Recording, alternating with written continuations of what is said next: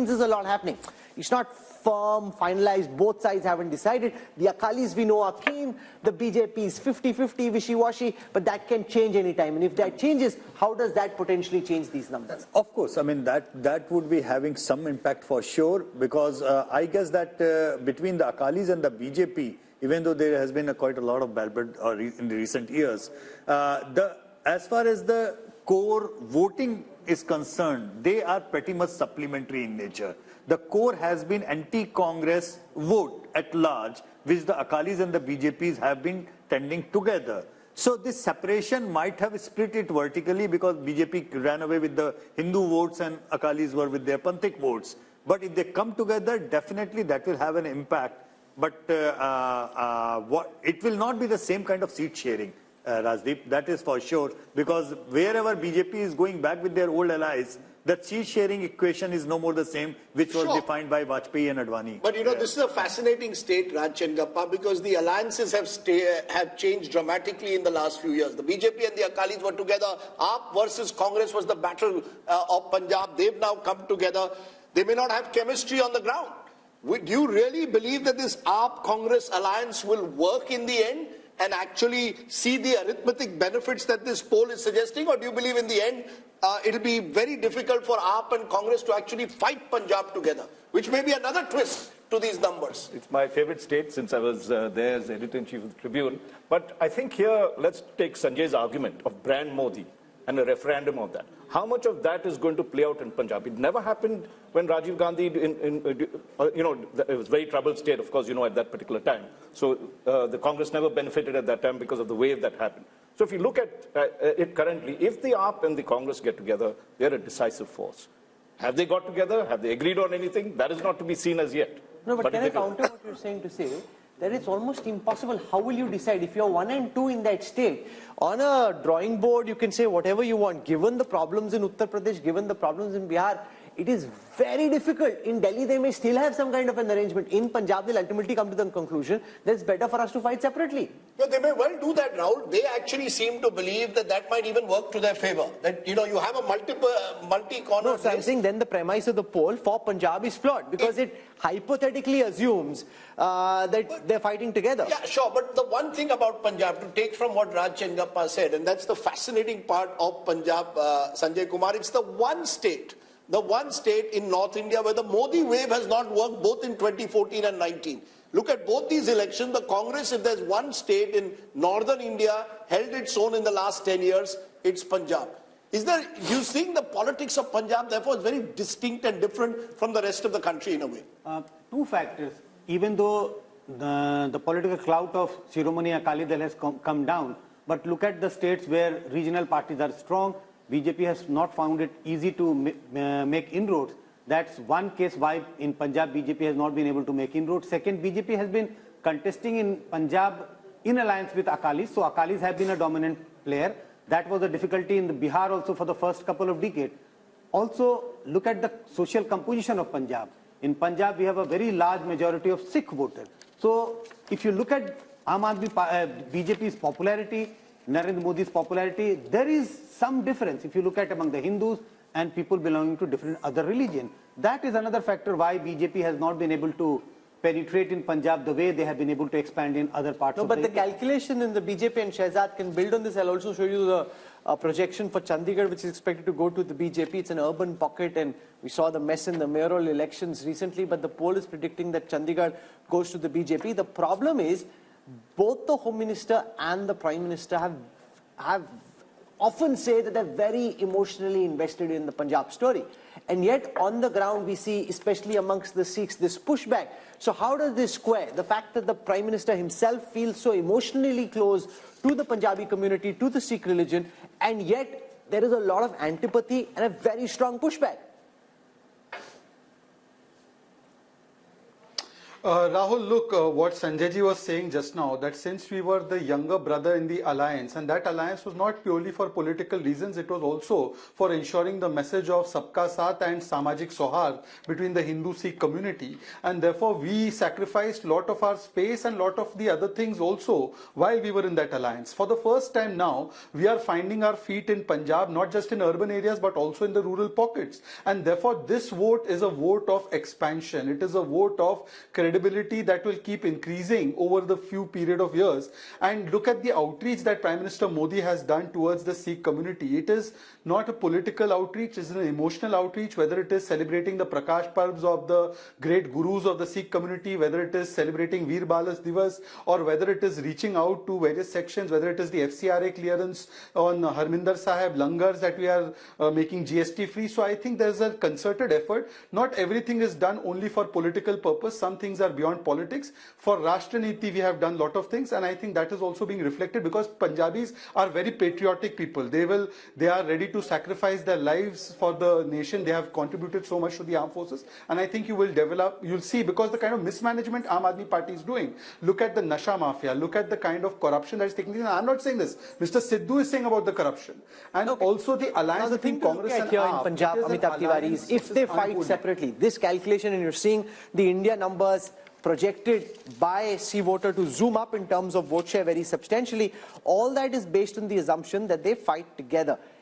If they don't fight together, and if this is the base where Akalis are at 27% vote share, up 20 from the last time, Congress is at 38% vote share, down 2 from the last time, up at 27, up 20, Congress at 38, down 2, Akalis at 14, down 14. How could Punjab read in the absence of this alliance? See, Punjab is the hotbed of anti-center politics. So even if AAP and Congress do not form an alliance, and unless the Akali Dal forms an alliance with the BJP, these numbers could still hold. So unless the Akali Dal ties up with the BJP, I don't see a substantial difference in the numbers, because the politics itself there is anti-center. Hindu being the majority in the rest of the country, but being a minority there complicates the political dynamics there. And you know, it's interesting to look at this, because if we turn to the next state, because I think these two states reflect just how India's map is so complex. Just turn to Delhi, not too far away from Punjab, where again the Congress and the AAP are trying to tie up. Just look at how the numbers stack up in Delhi. 7 seats on offer, but the national capital is often a barometer of what tends to happen across North India. Take a look at vote share. As per this, in Delhi, even with the Congress-AAP alliance, you have 57% vote share going to the BJP and 40% to the India alliance of the Congress and AAP together, others 3. How does this then translate into seats? 7 seats in Punjab, in Delhi, all 7 went last time, remember, to the BJP. All 7 will go back to the BJP as per this poll. So that takes off from what Amitabh Tiwari just said. Punjab is almost sui generis, Rahul Verma. There, if the Congress and AAP tie up, they do very well. They tie up in Delhi, where the AAP is in power again, and yet it's a clean sweep for the BJP. Does this reflect urban mindsets and Delhi mindsets versus the anti-center mindset, as Amitabh put it about Punjab? Yes, a little bit, Rajdeep. That Punjab, the demographic composition is different. It has always had an uneasy relationship with the center, even when Congress party was in power in 1970s and 80s. But you have to also understand that this alliance in both Delhi and Punjab is not easy. Because in Punjab, Aam Aadmi Party feels that they can gain these seats even without the Congress. So you've seen Chief Minister of Punjab making statements that we don't need to have an alliance. And in Delhi, even if they come together, they will not be able to make any dent. No, but why not? Why, you know, the reason is that Congress explain why the Aam Aadmi Party in 2 consecutive elections has swept Delhi, but the BJP has swept Delhi in Lok Sabha. So BJP continues to hold 40% vote share in Delhi, no matter which election is happening. Congress gets 25% when Lok Sabha happens, but when Vidhan Sabha happens or MCD happens, Congress comes down below 10%. So that entire Congress vote, which is in Lok Sabha with them, actually shifts with the BJP. So AAP continues to be around 45 to 50% in assembly elections. But in Vidhan Sabha, BJP gains. No, but my view is it's the Modi factor. You know, what seems to be is that the Lok Sabha elections, you look at Narendra Modi. When you're fighting a state election, you look at Arvind Kejriwal. That's happened 2 elections in a row. And it seems, as per your numbers, it's going to happen again. It's a split vote, Rajdeep, and it's happening across India, across all the states, honestly speaking. Each and every state, if you look into the vote share of the last assembly and the last Lok Sabha in together, you will see somewhere between 10 to 25% of jump in favor of the BJP whenever the Lok Sabha elections are there. However, in case of Punjab, I must mention this because it's an important and critical point to add. In the last 10 years, in our daily tracker, there are only 3 states where Rahul Gandhi as an individual leader has scored over in popularity over Narendra Modi. 3 states all across India. One is Punjab, one is Tamil Nadu, and one is Kerala. And they have been like that. But one critical thing is, 10 years back, the gap between Rahul Gandhi and Narendra Modi was so huge in all these 3 states that it was a one-way traffic of sort. But over the 10 years, this gap is reducing and reducing and reducing, and it used to be in double digits. Right now, it is in single digits. But you know, the split vote, I think, Rahul, is going to become more and more important. Voters seeing Lok Sabha very different to Vidhan Sabha. And Salman shows that's your big problem in a way. In Delhi itself, in the heart of the national capital, even if you tie up with AAP, it's the BJP that sweeps the election. That suggests to me that that voter is giving a huge bump to the BJP the moment it's a Lok Sabha election and Mr. Modi is on the ticket. No, I look at it a little differently. What I'm seeing is, if this data is correct, and I have no way of knowing whether this is or this is not, we'll find out during the elections. But the Congress vote share is coming up in Delhi because people see, many people remember the governance that Congress has delivered to this country. And that is why I think you see the vote share coming up when it comes to national level politics. Why that doesn't happen with your state level elections? I don't know what you're saying, Salman Bhai. From 23, it's gone up to 25. That's up 2 up. From 18 is down to 15. That's down 3. BJP was at 57. It's at 57. So you're clutching at straws, really. Rahul, I was talking about the comparison with assembly elections. Somebody said that, during assembly elections, the vote share goes down, and during parliamentary elections, it has come up. So clearly, people do remember that the UP at times are very good, and why should they not? I mean, the per capita income of this country... No, 1 minute, sir. You're still 32% behind the BJP. Rashid Kidwai, this is the problem the Congress is facing. When it comes to a Lok Sabha election, Mr. Modi is on the ticket. It appears that the Congress is not preferred to the BJP. We've seen that. Direct BJP-Congress fights, the Congress loses out. Now, even in an alliance with AAP, they may lose out in Delhi. Yeah, but Rajdeep, Delhi's story is very simple. It is due to Muslim vote that swings. In assembly election, Muslim vote tends to favor Arvind Kejriwal's party, and in Lok Sabha election, it favors the Congress. So that is why there is a kind of mismatch. And when we talk about vote share, we must look at the each and every constituency profile, and that's where it matters. So even if some parties may be 40% plus, and another party is 57%, in 7 Lok Sabha seats, the results may be slightly different. So vote share. So you make an important point. In a seat like, say, Chandni Chowk or in East Delhi, absolutely, where the minorities are in big numbers, Rashid Kidwai's argument is, and that's where we can go across Sanjay Kumar, that as far as the state is concerned, it may still be 57 versus 25 and 13, but in that concentrated pocket, it may help this alliance, if it comes together, put a tighter fight in 2 seats, at least East Delhi and Chandni Chowk.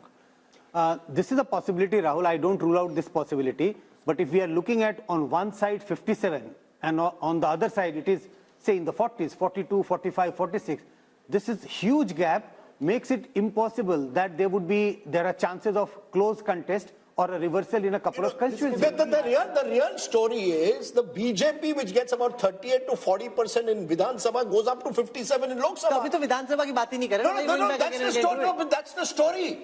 Modi, that's the story for Vidhan Sabha election, not for a Lok Sabha election. Sir, the point is the Modi factor, Rahul, is giving the BJP an 18 to 20% jump. That's the story. From 37-38%, where it loses to the Aam Aadmi Party, which gets over 50%. So the Aam Aadmi Party is clearly seen as a Delhi regional party, and the BJP in a Lok Sabha election takes it. Whatever the minority vote may get consolidated, but the majority vote in Delhi is going firmly towards the BJP for the Lok Sabha. 6 months later, have a Vidhan Sabha election, and the situation at least twice before has been very different. True. This time around, we don't know. So I think that's Rahul, the significance. I wanted to make a quick point. Yes. Two things. One, the minority factor will come into play only assembly elections, where the assembly constituencies are smaller, and then you have enough number which can swing vote. Even in Chandni Chowk, you don't have 50% Muslim population, which can suddenly turn the seat. And besides, after delimitation in 2008, the entire composition of these seats have changed. Actually, in Delhi, there is not even a single Lok Sabha seat now which can say that, okay, minority votes are the decisive vote here. Yeah. Earlier, the Chandni Chowk, before till 2009 elections probably, that was the probability, but after 2008, delimitation. No, but in Delhi, if AAP and Congress are on the same ticket, it does make things more exciting. It does. It does certainly. Absolutely. It makes sense. Still be 7, but having said that, you know, it's also the fact, you know, Rajdeep, Sheila Dikshit ji was very clear, very clear that if Congress has to revive, they have to make sure they do not go with Aam Aadmi Party. That's how. Is also clear. She has been very clear. So I really think, Rahul, the story which we must stress is this Modi factor. Because this kind of split verdict. But you're sounding surprised about it. No, because it's nowhere else in the world. You see, go across the world. A Republican state will vote for the Republicans, both for the Senate usually and for the presidential election. In India, you're seeing it now in 2 consecutive elections. For Delhi, we want Arvind Kejriwal, but upar hamare liye Narendra Modi. And you're going to see it across the country. Because America doesn't have a Modi, that's why. I don't think it's as simplified as that. I think the Indian voter has very consciously decided who I want for Chief Minister and who I want for Prime Minister. And I think it is fascinating because I don't think, as I said, I don't know any other country in the world where it happens. No, we make too much out of this, and this is my personal opinion. There is only 15 to 20% of vote which swings here and there. That's a lot. No, but in only couple of states, except Odisha, except Delhi, do you see a split verdict of this kind? Yes, Karnataka. You see Karnataka in election after election, you vote for one party in the Vidhan Sabha, you vote for another party in Lok Sabha. I'm willing to have a small wager that there'll be another half a dozen states where this will happen. Can you bet like now, after Congress winning Karnataka in 2023, Congress is going to do same way as it done in 2019? But I met a Maharashtra leader yesterday. He said, we have put all our eggs, a Maharashtra Congress leader, we have put all our eggs in Vidhan Sabha. I said, what about Lok Sabha? He said, Lok Sabha madhe Modi aahe. Please understand. That's how they are seeing it. Here's the reality on the ground. 2019. Madhya Pradesh, Rajasthan, Chhattisgarh. Let's come to Madhya Pradesh and Rajasthan because this is a fascinating political adda, and if we go on, we can be here all evening. So I want to come now to Madhya Pradesh and take you through the numbers. We need to just step on the pedal a bit so we can go, otherwise we'll be here all evening. So in Madhya Pradesh, the BJP had 28 seats. Apart from Chhindwara, they won 28 out of 29 seats. This time, they're expected to come down to 27. The India Alliance had 1, expected to go up to 2. This is as far as votes are concerned. 58% last time for the BJP, same this time. And the Congress's vote share, 35 last time, expected to be 38 this time. So basically, you're predicting that one other seat could possibly go away from the BJP and one extra seat could get added to the Congress. I want to quickly go across to Rajasthan as well. From Madhya Pradesh, we'll take vote share first. The NDA had 61% vote share, the BJP had 61% vote share, this time 59. The Congress had 34, this time 35. Let's quickly see how that converts into seats. No surprises here. If that's how big your lead is, 59 plays 35 in a bipolar election, it's a clean sweep. So they're holding on. Yashwant Deshmukh, 2 areas where they shouldn't lose. You know, all these complicated, really detailed, finesse, nuance graphics that we have on the election intelligence dashboard, they're not going to be of any use. If this is how one way the traffic is, then what's the point of all the finessing? Well, you know, I was just trying to give what Rajdeep was saying. I will just give a term to it. I call it Modi dividend. There is a clear cut, on an average, 15 points Modi dividend as far as the Lok Sabha election is concerned. And the split vote, ironically, you know, I coined that term in 2004 while explaining why Vajpayee's popularity did not translate into votes for the NDA in 2004, because there was a lack of a split vote. And since then, we have seen slowly and steady, the number has been increasing. While Rahul is correct that, in many of the states, it is not very clear cut in that way, because in many states where BJP has been absent, their split vote also to take them across a threshold of 30% wouldn't come. Like, say, for example, Kerala. Kerala Vidhan Sabha election, BJP goes into single digits. In Lok Sabha election, they almost touch 20%. But can I just make a point, and Raj, I want you to come in on this. When BJP swept states like Rajasthan and Madhya Pradesh in 2019, we called it the Balakot bump.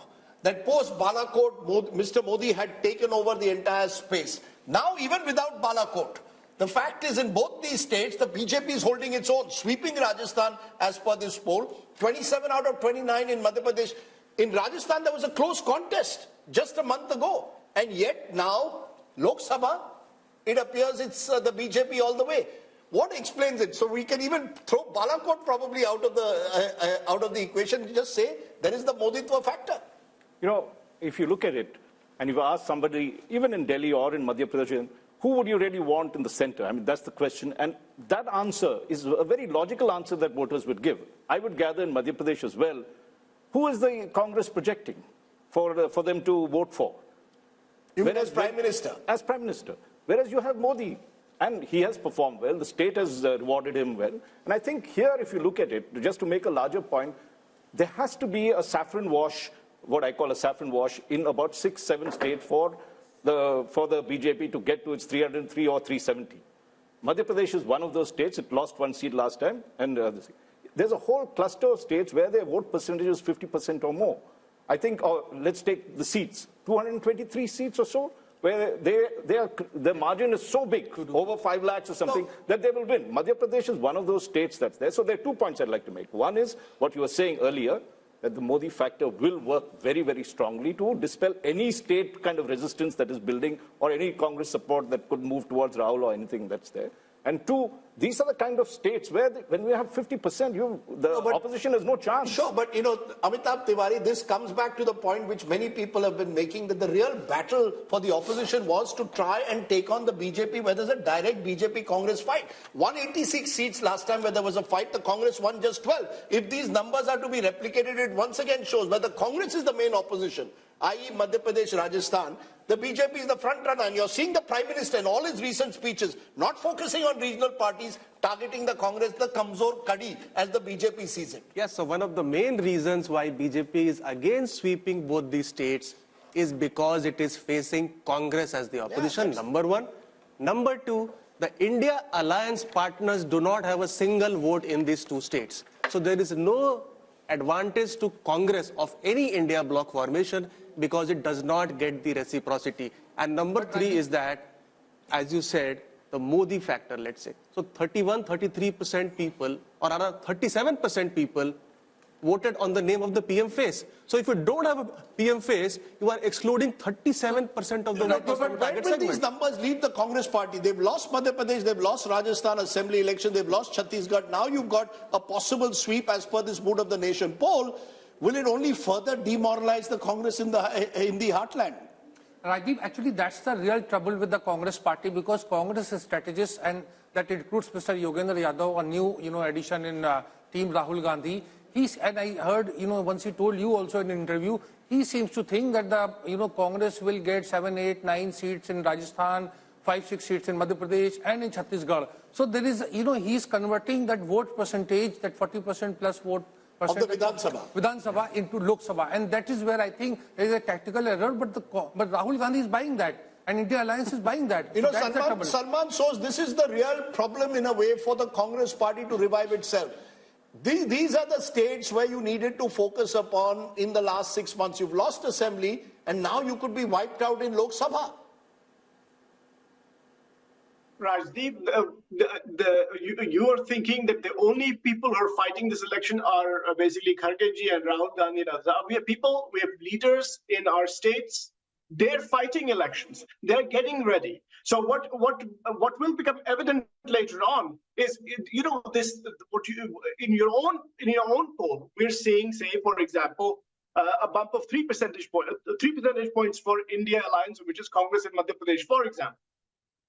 What that tells me is that there is a solid base for the Congress party to build on.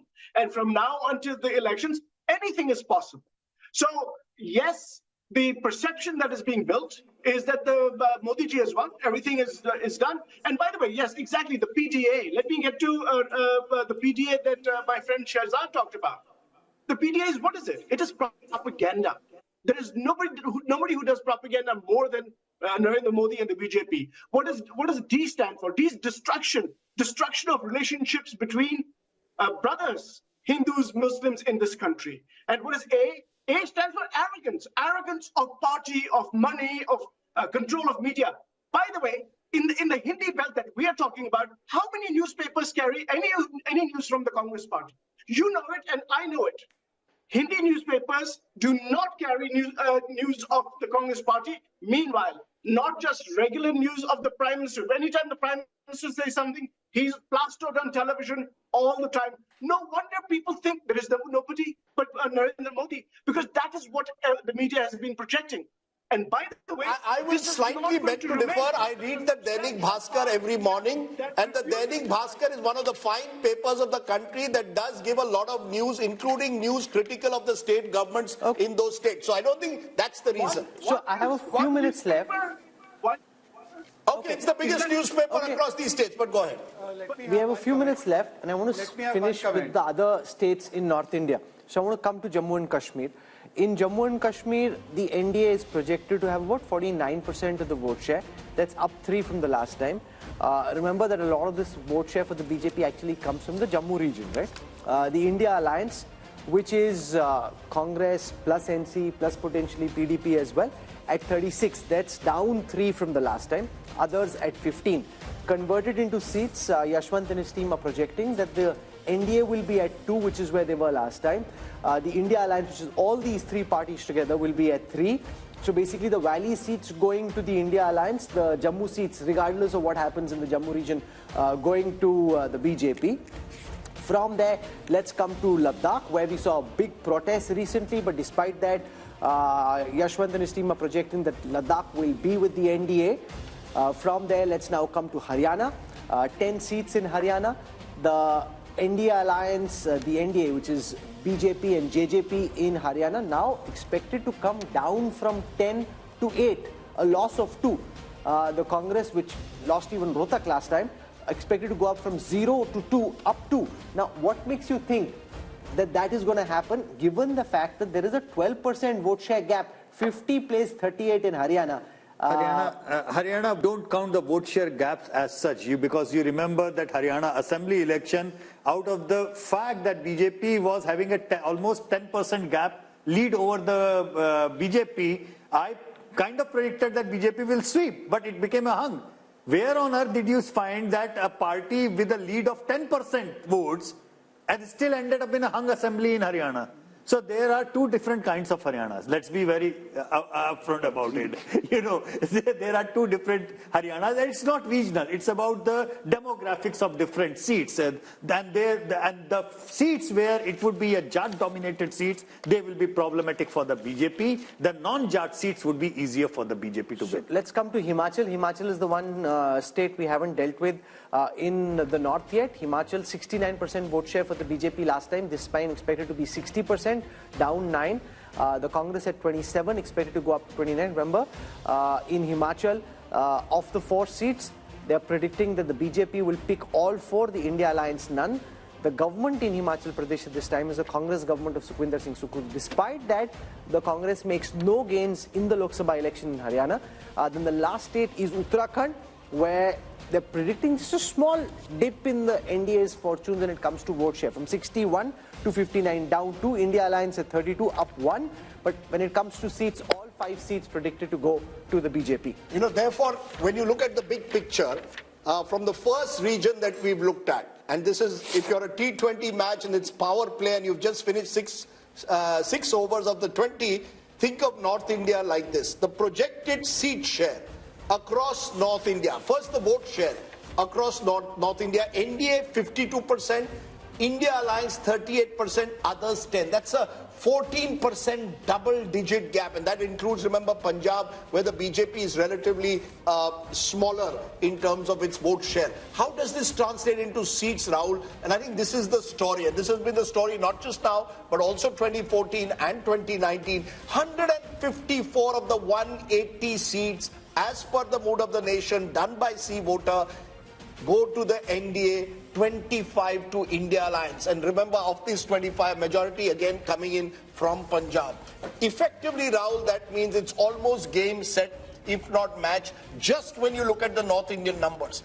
I mean, it is almost impossible then for any side to match up when you lose so big in such a large part of the country. And it's been the northwest monsoon that has really won the BJP 2014 and 19. We haven't come to the west yet. So since the northern torrential downpour in favor of the BJP, we'll show you what's happening in the east and what's cooking around the Bay of Bengal in the east, and what's happening in the west along the Arabian Sea. So all that coming up in the second hour of programming. We've dealt with the north, where if this was, Rajdeep said, a T20 match, you know, this is just one-way traffic in this T20 match. You got one team which is blazing away. 6 overs, 100 runs. Huh? 6 overs, 100 runs. 14 runs and over, or 15 runs and over. Which, you know, really makes it almost impossible to come back. And the thought that's coming to my mind, you know, there you see my election intelligence dashboard working.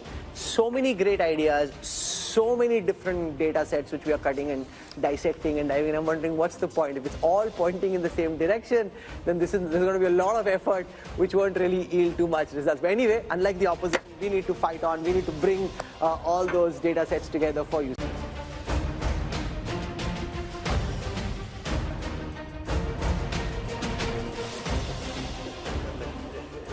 Welcome back to the mood of the nation. India Today's biannual survey with C Voter, which is telling you just ahead of the general elections what will happen in state by state to give you the big picture. Who's winning the battle for 2024? We spent the first hour dealing with the North Indian states. We'll now switch to the south. And remember, Rajdeep, there's been this big north versus south effort that the opposition is making to try and build a narrative around how North Indian states are different from South Indian states. Do South Indian states truly feel and vote differently? We'll find out in this hour. Remember, we've given you the North India numbers in the first hour. 154 of the 180 seats going to the BJP-led NDA.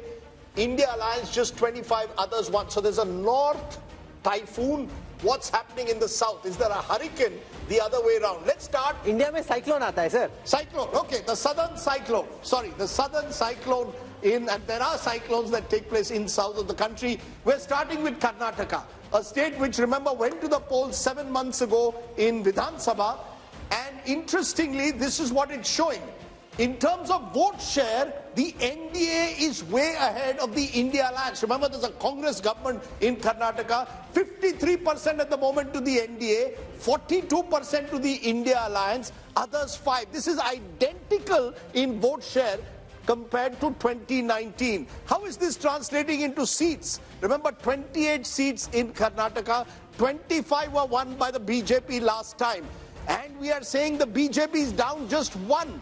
24 from, remember, 27 now includes the JDS, which has joined hands with the BJP there. So the BJP, JDS 24, that's down 3, but they're still holding its own. India Alliance just 4 in a state where the Congress is in power, and India Alliance means effectively Congress here, others 0. So you've got the first southern state giving bad news to the Congress party. And Rajchandgappa, it's your home state, so why don't you kick off? It suggests very different verdict to what we saw 7 months ago when the Congress won pretty decisively. But let's say, Rajdeep, it's not surprising in Karnataka. It's if history. You recall, it started from Karnataka when Rajiv Gandhi swept Karnataka, winning about 26 or 28 seats in 1984. Within 3 months, Ramakrishna Hegde was elected as Chief Minister. We're going to see the reverse polarization happening in this case, where for Karnataka they felt that the Congress was good, it was needed because the BJP government was not effective, and therefore the voters likely to tilt towards giving Modi the mandate, because he did campaign extensively there. He did push, if you remember the final phase, a certain percentage up over there. So Karnataka, and the other thing BJP has smartly done is tied up with the JDS. So the Vokliga vote, which would have made a decisive difference in Old Mysore and others, is getting split across these two. And secondly, if you look the way they have mended fences with the Lingayats, bringing Vijayendra, who's the son of Yedurappa, into the picture, the BJP has tried to cover its flanks.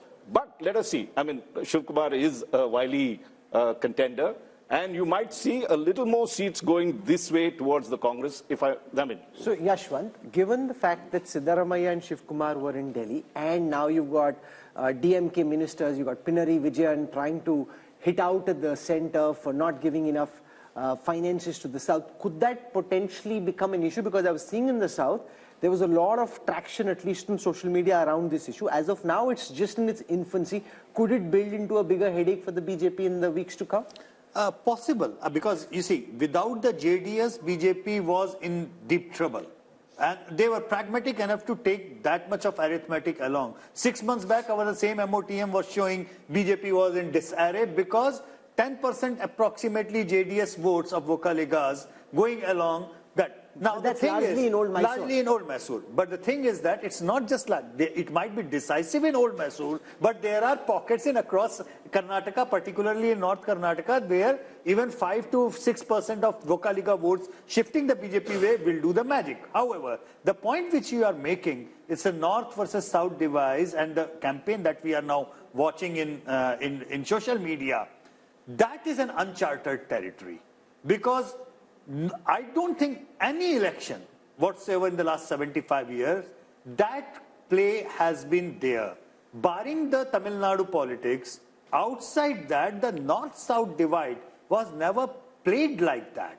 So that's important. It's very important. And this issue is still just about germinating. It's just germinating. Amitabh Tiwari, is there seamless transfer of votes from the Janata Dal secular to the BJP, or do you think it might seem like that, but on the ground, it's not so easy to transfer? See, JDS vote is largely anti-Congress vote. See, the regional parties have been born out of anti-Congressism. And if you see the gap between India bloc and the NDA bloc, it's 11%, and out of which 9% is largely JDS. So JDS has pockets of influence in not only the old Mysuru, but even the Bangalore region. There, the implementation of schemes has been very good. And Congress is trying to project the Karnataka model as their model.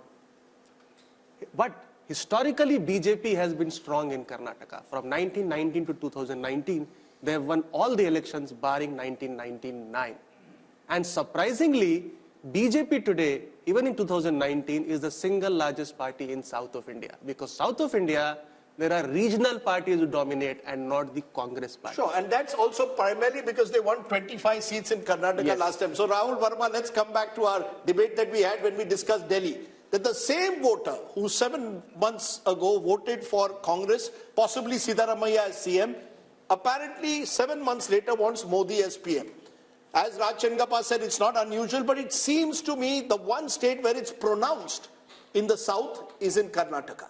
See, Modi is one of the biggest vote aggregator of our time. There's no doubt about it. And he pulls BJP's vote. He's more popular than the party itself. If BJP gets around 37% vote, Modi's popularity rating would be around 45-50%. So that means PM pulls the party.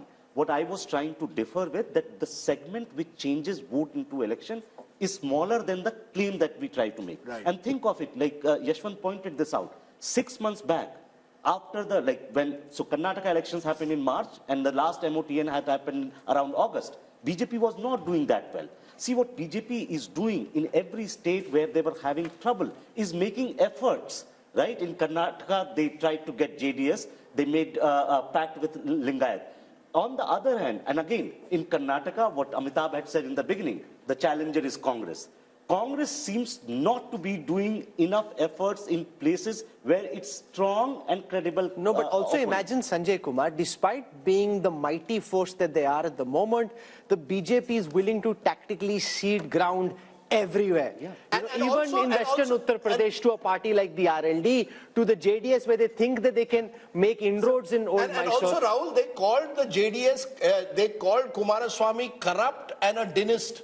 I mean, it was very clear, we will never touch the JDS. You'll recall no, they called Mukul Sangma all kinds of things. Till the day the numbers came out, then they changed their mind. So the level of flexibility is very great. You know, Sanjay Kumar, because this was one of the states where there was a potential double-digit loss for the BJP. So also look at the irony. The party that is supposed to have the ideology shows political dexterity. The party with no ideology, so to speak, in terms of certain core philosophical issues, is very rigid when it comes to tactical alliances. Sanjay Kumar. I think the problem with the Congress is that it is slow in taking initiative. I would say even lazy in taking initiative. And if you look at the BJP on the other hand, even if they realize that they are going very strong in 2024, but they don't want to leave any chance. And my own sense is that if you talk to any BJP leader, they are pretty sure that they are winning 2024. But why they are entering into all these alliances despite ideological differences, despite having, given strong statement against the leader of those parties, is that they want to big win. They don't only want to big 2024. Let's take that just a minute. I'll come to you, Rashid, the moment. Mohan Kumar Mangalam, national spokesperson of the Congress, Ajay Alok of the BJP. To both of you, first to you, Mohan Kumar Mangalam. There's so much of talk of the Karnataka model, that the Congress is saying the guarantees that we have given will win us an election. The numbers at the moment are showing, at least in a Lok Sabha, that's not working. I spoke to Mr. Siddaramaiah only yesterday. He seemed very confident. He also is playing this sort of discrimination against Karnataka card. But at the end of the day, our numbers are showing the BJP virtually repeating its performance of 2019, which would be hugely significant. If your numbers do bear out, Rajdeep, it would be hugely significant, no doubt. But I think your survey was conducted between December, May to January end, if I'm not wrong, which is at the height of the Ram Mandir propaganda craze that happened. And everything online, everything on TV, everything you turned on any channel was about the Ram Mandir. So I think definitely that sort of hysteria would have been captured somewhere in your survey. I don't think that they would find it easy to maintain that kind of momentum going forward. The other thing is the arithmetic of JDS plus BJP might look right, but I don't think the chemistry works at all. Just for example, Kumarasamy was in a rally with the BJP and was wearing a saffron shawl, I think, and the senior patriarch Devagowda came out and said that it would have been better had he been wearing JDS colors. So even something as small as that could be a flashpoint for misunderstanding between the two.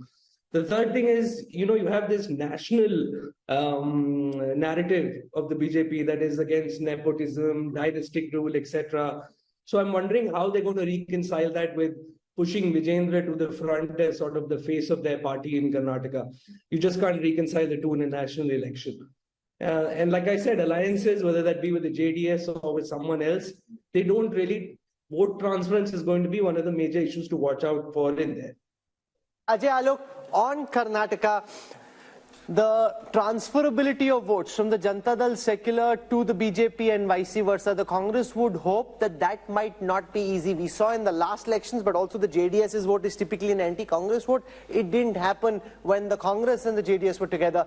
That's the concern. Will there be transferability of votes, or do you think, especially in Old Mysore, the BJP is now seeping the idea that it's okay to vote for the Kamal, and that helps the BJP in a 15-20 year horizon as well, build in the one region where they are weak in Karnataka?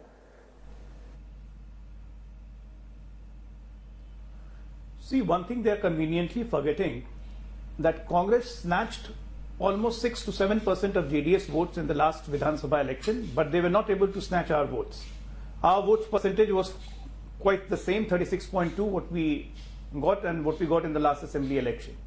And JDS vote bank significantly reduced from 19-20% to 13%, and this was majority vote completely. It was minority vote which shifted to the Congress. Now there is a feeling of angst and there is a feeling of appeasement everywhere in Karnataka, and how the Karnataka government is performing since they have formed the government. So there is a natural chemistry and a bonhomie between JDS and the BJP, and BJP and JDS combined together, we are crossing 50% mark very easily. Sir, with due regard, and with the dynamism and with the momentum of the election going on. Sir, with due regard, when you say natural chemistry, 7 months ago you were name calling each other. I mean, you were calling him a dynast, you were saying their family is corrupt, the Gowda family is corrupt. This was, all your top leaders were going to Karnataka and saying this. So is it that you've decided चुनाव के लिए कुछ भी. Forget the past. We have to win 2024. See, चुनाव के लिए कुछ भी नहीं. We are a political party and we have to look at the situation at the ground. And of course, when we are not with JDS, why we shouldn't highlight their problem and what their corruption issue was. The Congress will also do the same. Now, since they are with us, we have to look at the ground reality of what kind of appeasement politics is being followed in Karnataka. And that are they now not corrupt? My direct question to you is: JDS not corrupt now? Is JDS now no longer dynastical?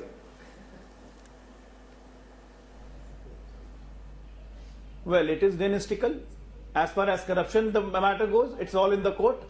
If they are convicted, they are corrupt. And JDS is dynastical, there is no doubt about it. We are having a strategic alliance with them. They are not merging into BJP. Yes, Rashid Kidwai, you wanted to make a point. I think, Rajdeep, if Yashwant Deshmukh's figure come true in Karnataka, this would really reflect mood of the nation.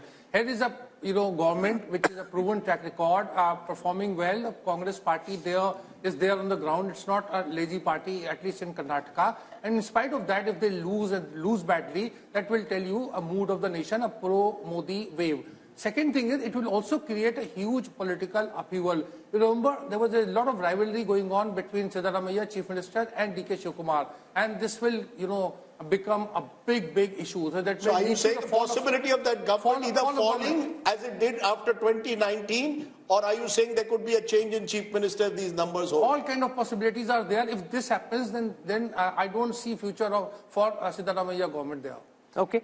From Karnataka, let's come to Telangana. I'm just trying to keep it moving so we're able to give enough time, because otherwise we have very irate viewers in a particular state that this is how important our state is and you didn't give us enough time. So let's just try and keep it moving.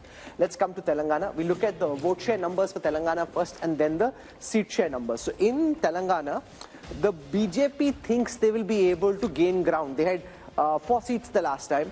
So when we look at the seat share for the BJP in Telangana, our poll is predicting 21%, just marginally up, 1% up from the last time. The big jump here is for the Congress, which was at 30% last time, this time at 41%. Whereas the BRS and the other parties, which includes OVC, coming down to 38 from 50% the last time. So the big change really is the bump in the fortunes of the Congress and the decline in the fortunes of the BRS. How does this translate into seats? The only sliver of hope that we're seeing of all the numbers that we've put out so far in the Mood of the Nation opinion poll are actually coming from the 17 seats of Telangana, where the Congress's tally is expected to go up from 3 potentially to 10. That's up 7 from the last time. The BJP was at 4, could come down to 3. That's down 1. The BRS was at 9, could come down to 3. That's down 6. The AIMM stays where it was the last time. So OVC wins his seat. 3 to 10. Now, from what I know, Amit Shah and the BJP big guns will be figuring out some way कि इनको ये 10 नहीं देनी है, इनको कुछ नहीं देना है भाई. Rahul, the fact is honeymoons do exist. I know that we are in a world where even live-in relationships are now looked at with a question mark, but a honeymoon is still fine. In the poll, the honeymoon is on. Whether it will be on in May or not, we don't know. This is the one state where at the moment, Yashwant's poll seems to suggest that the honeymoon is on. They just won an election, 2 months ago?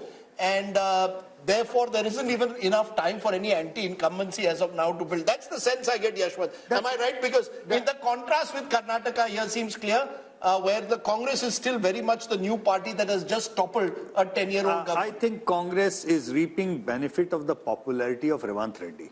I think what is happening here is that in absence of any national leadership popularity or popular national leadership, Congress has to now look around for the popularity of their local leaders, and this is one state where definitely the popularity of Revanth Reddy is. So why is it working in Telangana but not Karnataka?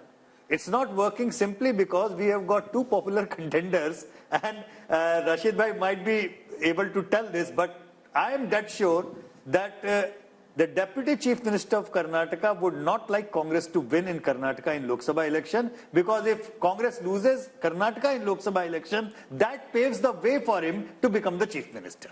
I think this is a bit unfair, because Mr. DK Shivakumar, and Rajdeep would correct me if I'm wrong, played a very big role even in Telangana, the amount of efforts he made there. So so far he's a disciplined soldier of the Congress.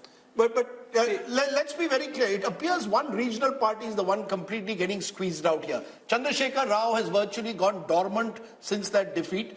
That vote, the Congress seems to have captured to a large extent if these numbers hold. And the BJP has its pockets in Telangana but has not been able to truly spread across the state. Would that be a fair understanding, Amitabh, of these numbers? Yeah, I see. In a largely bipolar national election, the regional parties tend to get squeezed out, and Telangana is one of the states. But it reveals a very fascinating insight: is that Congress, wherever is it gaining, it is gaining at the expense of regional parties, and that is the basic problem in that India alliance. It is gaining at the expense of BRS and not BJP. So how can it lead an alliance of regional parties where the regional parties have been formed out of anti-Congressism? TMC has come out of Congress. YSRCP has come out of Congress. SP has largely done anti-Congress politics. But it also shows there is no substitute for hard work on the ground, Rahul Verma. The fact is the Congress in Telangana genuinely made an effort in the last 1 year or 18 last 6 months. Yeah, I mean 6 months. After the Karnataka election. But to be fair, after Karnataka they got momentum, Rahul. But there was a sense that the Congress in Telangana was slowly, at least, they were there on the ground. They were more visible after Karnataka, no doubt about that, Rahul. But I think, would it be right to say that there is a lesson there? You work hard on the ground, you throw up a leader like Revanth Reddy who's able to connect, and maybe, just maybe, who knows where the future is? Telangana has been a Congress state. Indira Gandhi contested from Medak all those years ago. But at least in Karnataka and Telangana, you have a party on the ground. We all are taught this lesson from childhood, that you have to work hard to get something, right? Zameen par raho. So it's not just for politics that you have to work hard. Sometimes, see, Congress also, not just because of the hard work in Telangana, but also some of the mistakes that BJP as well as BRS made in Telangana, which gave that kind of edge to Congress in Telangana. And of course, Revanta is now very, very popular. BRS is not picking up from the defeat it faced last time, and that's the advantage they are getting. And BJP has still not been able to figure out what its Telangana strategy is going to be, unlike in other states. So are they going to make efforts as they did in Karnataka or Maharashtra or Bihar in Telangana or not? So that still remains to be seen. That's interesting, Raj Chengappa, because, the BJP has also been caught in Telangana between, do we play OBC politics? Do we project an OBC leader? What, do we take strident anti-Muslim politics? Will that take us forward? Somehow, for all the gains they made in Telangana 5 years ago, they've remained stagnant. One of the few states where they've not, multiplied overnight. I think the BJP is still shell-shocked by what happened. And the way the Congress came in and snatched what they thought was their territory, because KCR was on the decline, and the Congress smartly moved in and got the prize. But I just want to make a larger point, which we did in passing reference. And we talked about, and Rajdeep, you talked about, I think this, is this whole thing that Siddaramaiah and Shivkumar came to Delhi for, and you've seen these full-page advertisements about the South being neglected, not being given the due in terms of its money that was there. I think that is a potent force as it gets along, because it's also tied up with delimitation in some senses. That somehow the South is performing very well. Telangana is one of the states. Karnataka we talked about, and yet, so this kind of thing can begin to erode on the Modi wave factor. No, so it is an idea. There can be no doubt about it. But does the opposition have the wherewithal to mount it into a meaningful idea, take it down to the ground in the weeks before polling? No, I'll give you a very interesting example. Mr. Pinarayi Vijayan is in town today. He led a protest. The Congress decided not to join it because the left is their prime opponent in Kerala. So there are internal divisions. But when I asked Mr. Siddaramaiah, he said, yes, we would like to hold a convention of all the southern chief ministers soon. So they will play this card. And at least it's a card with some emotional connect. No, but it's also Picho Suja. It's a real last minute kind of idea, right? To be able to take this idea, build it into something big requires some time. And the other worry is... The idea to begin with, you are only 2 months away from the election. Even if you play it well, South is only 130 or 140. No, but in those states Rahul, it may do well. Rahul, can I just make a point? If in Karnataka they've swallowed the poison chalice and had to drink from that one. It is because they know that if they lose Karnataka, the BJP, the whole Modi wave that begins to shrink, because at 25 seats, it is the one that tilts decisively in terms of, if moving from, say, whatever figure that they have now, if they are 303, if it starts dropping like they had last time, they lose a lot. So that is why you will see that they are so concerned. Look at they are willing to compromise, whether it is in Bihar, as we've seen, in any of these places, despite the fact that they seem invincible, the BJP is insecure for whatever reason, and it is showing up in these places. I actually don't think it's insecurity. I actually now am convinced the BJP, as you saw with Mr. Modi talking about 370 and 400, it's like pushing your troops to try and conquer what is seemingly impossible. So you say Karnataka, okay, people are saying we are going to lose there, put all your might in Karnataka. The Prime Minister's repeated trips to the south, at a time when, you would have thought they would say, okay, South is an area where we will not do well, suggests that actually they think South is a growth area. So it's fascinating. Okay, so one seemingly impossible thing, but why not? When you are talking about the possibilities, if the BJP can go all the way to bring the JDS, if the BJP can go all the way to bring Nitish Kumar, why nobody is talking about possibility of BJP and BRS coming together? Look, the BJP at the moment, the BJP is hunting for allies all over. The BRS is a potential ally, but I think they see Telangana as one of the states where they want to grow in the future. And to grow, they have to finish the BRS. See, once the regional party is finished, make it BJP versus Congress in Telangana, advantage BJP. So that's the one reason why they may hesitate from taking on the BRS. And Chandrasekhar Rao is a wily leader. I think Kumaraswamy is desperate. Rajdeep, correct me, Raj. No, I just want to make a quick point to what you made. Yeah. The fact is that Modi came into Telangana for an election campaign and said that KCR approached him to help out his son, and so there was this talk of an alliance that was building over there. Yeah. And of course, as we've seen, they've patched up with JDS. Exactly. Okay. Yeah. TDP. Exactly. So the point which Rahul, Telangana is fascinating, but we need to move on, because otherwise we'll get caught in the politics of one state, and then people in Andhra will start feeling bad, and that's never a good idea when you're discussing Telangana and Andhra Pradesh. So Andhra Pradesh on your screen next. 25 seats here. I look at projected vote shares first. The YSRCP of Jagan Reddy had 49% vote share last time. That's projected to come down to 41. That's 8 down from the last time. But the TDP, which was at 40% the last time, is now expected to go up to 45. Remember, we had Chandrababu Naidu meeting the Home Minister recently. Are they picking up signals which before this poll the others hadn't, but BJP obviously had its own polling on the ground? The BJP had very little vote share, it's just marginally expected to go up. The Congress had very little vote share, marginally expected to go up. But the big change there is, for the first time, we are seeing the vote share of the YSRCP since Jagan led his party to power after that famous Padyatra, lesser than the TDP, a 4% gap, converted into seats. Fascinating here, very, very fascinating, because remember, Chandrababu Naidu was really given the rough end of the legal stick recently, and there's a lot of talk amongst the TDP supporters that there is sympathy on the ground there. That is reflecting in the numbers for the first time, because from 0 the TDP is projected to go up to 17. If you ask me, of all that we've seen, this is the one number that pops out of the screen and grabs my attention. My sense is Mr. Amit Shah has got a sense of what Yashwant Deshmukh's poll was suggesting. Because why is it? Sanjay Kumar is surprised. He's because you've got, before I get, because you see, Chandrababu Naidu was there. Clarification, Rajdeep. Yes. Is TDP only TDP or TDP plus Jan Sena, obviously. Plus Jan Sena. Is it Jan Sena also in TDP? But you see, the thing is that you've got a party whose leader, Chandrababu Naidu, has been knocking on the doors of the NDA for months now. And the NDA wasn't opening the door. Suddenly at the Ram consecration ceremony, you see Chandrababu Naidu there. Now Chandrababu Naidu's come back to Delhi, and apparently there are two views within the BJP. How far should you go to completely embrace him? But I think the BJP wants to be clear. They want to be with the winning side in Andhra Pradesh. And the Andhra side also wants to be with the BJP, because you need help from the center. So if these numbers are right, one of the alliances we could see in the next couple of weeks is TDP. No, but remember, Jagan is also meeting Amit Shah. So now we don't know.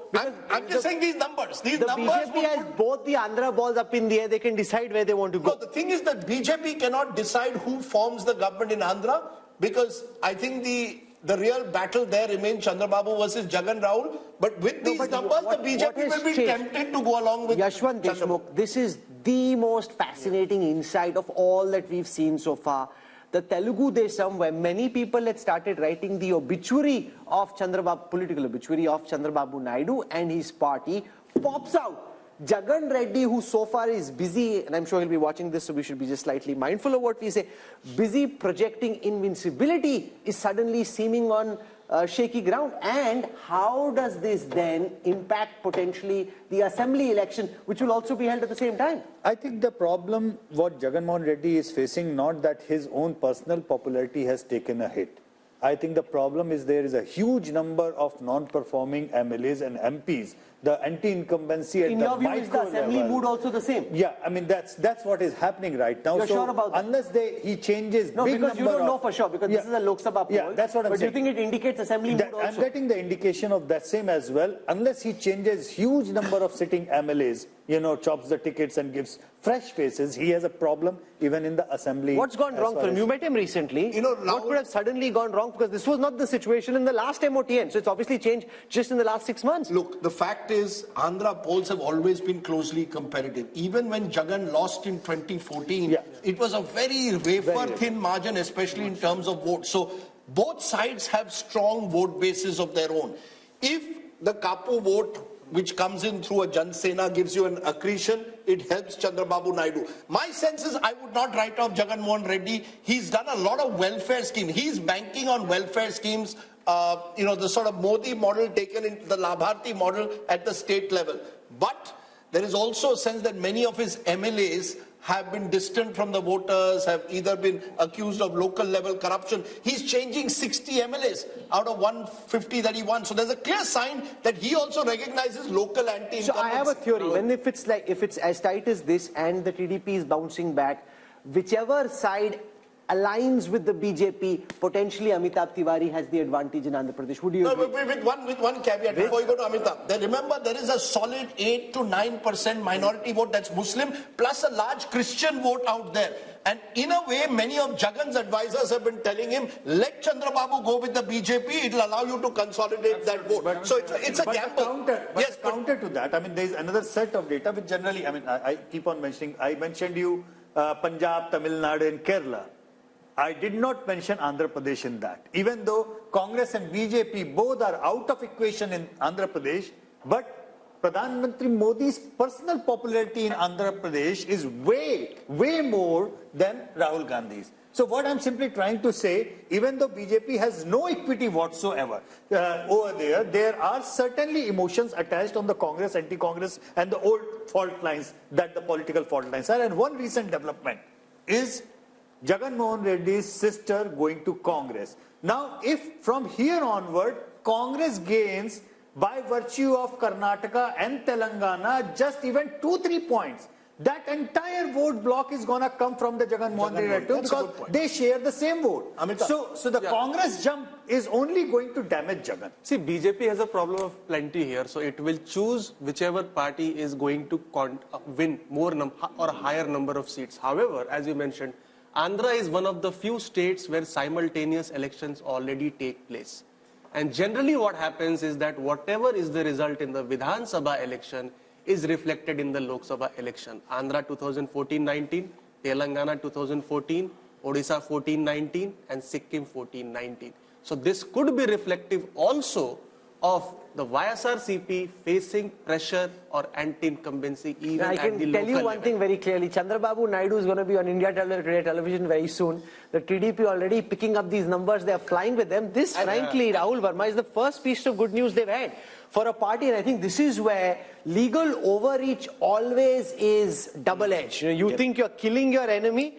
It can potentially create sympathy and can help your opponents bounce back. Again, something you should know, right? Anyone who's in politics knows this. But then politicians also are humans. They have egos, they have anger, right? And they, in their overreach, try to do something which may backfire. So we don't know whether the TDP's gain are actually coming because of that legal overreach. This might also be happening because Congress might be gaining certain votes, which is coming from Jagan's party. And no, but that's overhyped. From 1, if they're going to 3, that's only 2% up. You can say it's 2%. The Jagan Reddy is losing 8% vote share. Only 2% the Congress has got extra from the last time. So remember, Jagan Reddy's graph at this moment is very clearly coming down. That's what this data represents. There's no running away from it. And Chandrababu Naidu would be doing a bit of a dance right now, Sanjay. But BJP's overtures towards Chandrababu Naidu also reflects, the BJP and Prime Minister Modi. He wants to get a foothold in southern India because, you see, if he's comparing himself with Jawaharlal Nehru, with Indira Gandhi, with Rajiv Gandhi, with this Congress Prime Ministers, you cannot be a Prime Minister of India and, 100 but it also shows, out of his bounds. But it also shows flexibility again. Here is a leader who 5 years ago tried to lead the opposition charge against Prime Minister Modi, spoke angrily against the Prime Minister. So Nitish did the same. And you're willing to embrace them all. So I think the Prime Minister is very clear that in politics there are no permanent friends or enemies, something that the Congress could learn. Think about it. Jagan Mohan Reddy comes from a Congress family. What stopped the Congress in all these years from making at least one solid overture to him to try and embrace? What do you do instead? You send his sister to contest against him, which clearly for him is a red rag. You've actually, according to which he said in the interview to us, you've divided my family. So any question of his family is already divided. No, 1 minute. What stops the Congress? It's been 15 years now almost since Jagan left. You could have made an ego. There's a difference. Yes. No, my point is the Home Minister often says, BJP is ready to make that extra step of flexibility. Because the Home Minister often says, and the Prime Minister believes this, that power में होंगे तब अपनी ideology को हम implement करेंगे ना power में ही नहीं है तो कैसे implement करेंगे? Whereas Rahul Gandhi says power is poison. I think that is the fundamental difference. Rahul Gandhi says power is poison. Rahul made a very good point. An ideological party. BJP claims to be an ideological party, but is a party of power. The Congress claims to be a party of power, but is now under Rahul Gandhi trying to become a party of ideology. That I want people who are going to fight the RSS, come what may. So you've got a remarkable shift where the BJP wants to be the party of power. But Rajdeep, there's a very big difference. Yeah, everybody knows what the BJP's ideology is. Half the congressmen don't know what the Congress's ideology is. They don't agree on the same ideology. Rahul, so that's the reality. Let's also admit Congress does not have ED. Sorry? Can I Congress does not have ED. Sure, the ED is a factor which we will discuss, of course, but that's a separate factor. One point about TDP. See, even in 1999 and in 2014, TDP only came to power when it aligned with BJP. So TDP never came to power. That's the point I was trying to on its own. So TDP has that's a very remarkable point, Rahul. Thanks for putting it, because in 1998 election, in the undivided Andhra Pradesh, BJP on its polled almost 20% votes, which forced TDP to join hands with BJP, and he swept again in 1999. So he made a very remarkable point. Can I make a distinction between Chandrababu Naidu and NTR? NTR had the power to win on his own. Chandrababu Naidu, when he took over the party, was not able to do that. That's the difference. Chandrababu Naidu has needed an ally. NTR did not need allies. That's true. But every time he has won, he has come along with the alliance of the BJP. TDP 2 months ago was thinking of joining the India Bloc Alliance. After the 3-0 drubbing, it has again changed its mind. So the regional parties, hawa kidhar beh rahi hai, are very cognizant of this. And there's another little piece of trivia, Rahul. There are 2 wings of Prashant Kishore's IPAC. One wing is with Chandrababu Naidu, and the other wing is with Jagan Mohan Reddy. And a few weeks ago, Prashant Kishore was allegedly on a flight with Chandrababu Naidu or his son, and all speculation sort of arose in Andhra. Is he going to now align with Chandrababu Naidu? He says he's not. But if these numbers are true, he clearly knows who's on the winning side. Jagan didn't give the NOC. But are you surprised with these numbers? Are you surprised at all with these numbers, Sanjay Kumar? No, about Andhra, we are all discussing TDP and YSRCP. But we are not discussing Janasena. I think Janasena is very important. If you just pull out Janasena from the TDP how much alliance, is the Janasena vote? It's roughly about 4.5%. But if you pull out Janasena from the TDP, then Jagan Mohan Reddy is back in the game. That is so sure. And it is a situation like Bihar. Nitish Kumar at the center. There are 2 other players. Like RJD and BJP on one side. Whichever side Nitish Kumar goes, that party gets. But it's fascinating. It is a fascinating verdict. I want to go across now to Tamil Nadu. And Tamil Nadu is the one state where the UPA or the India alliance, at least at this moment on the surface, looks settled. The turbulence is on the NDA side because the AIADMK and the BJP are now separate just at this moment, and this game is changing so fast that I don't want to end up saying something which makes us look silly a few weeks down when people look back, because that's the way everything we're saying is just commentary at this moment. Things, of course, can change. So here is Tamil Nadu. I'll start with the vote share numbers first. So the NDA projected to be 15% vote share. The India alliance from 53 to 47. This is largely the DMK and the Congress and some of their smaller allies. Now you've got the AIADMK in the others, which is now expected, the others together are expected to be 38%. Let's look at seats. Yes? In the others, actually AIADMK is also there. A lot many smaller groups are there who are not yet aligned. So we do not know which side will they be in. So a lot of this AIADMK on its own is hardly about 30% at this point of time. So 8% are the others, 30% is the AIADMK. Okay, here is the conversion into seats.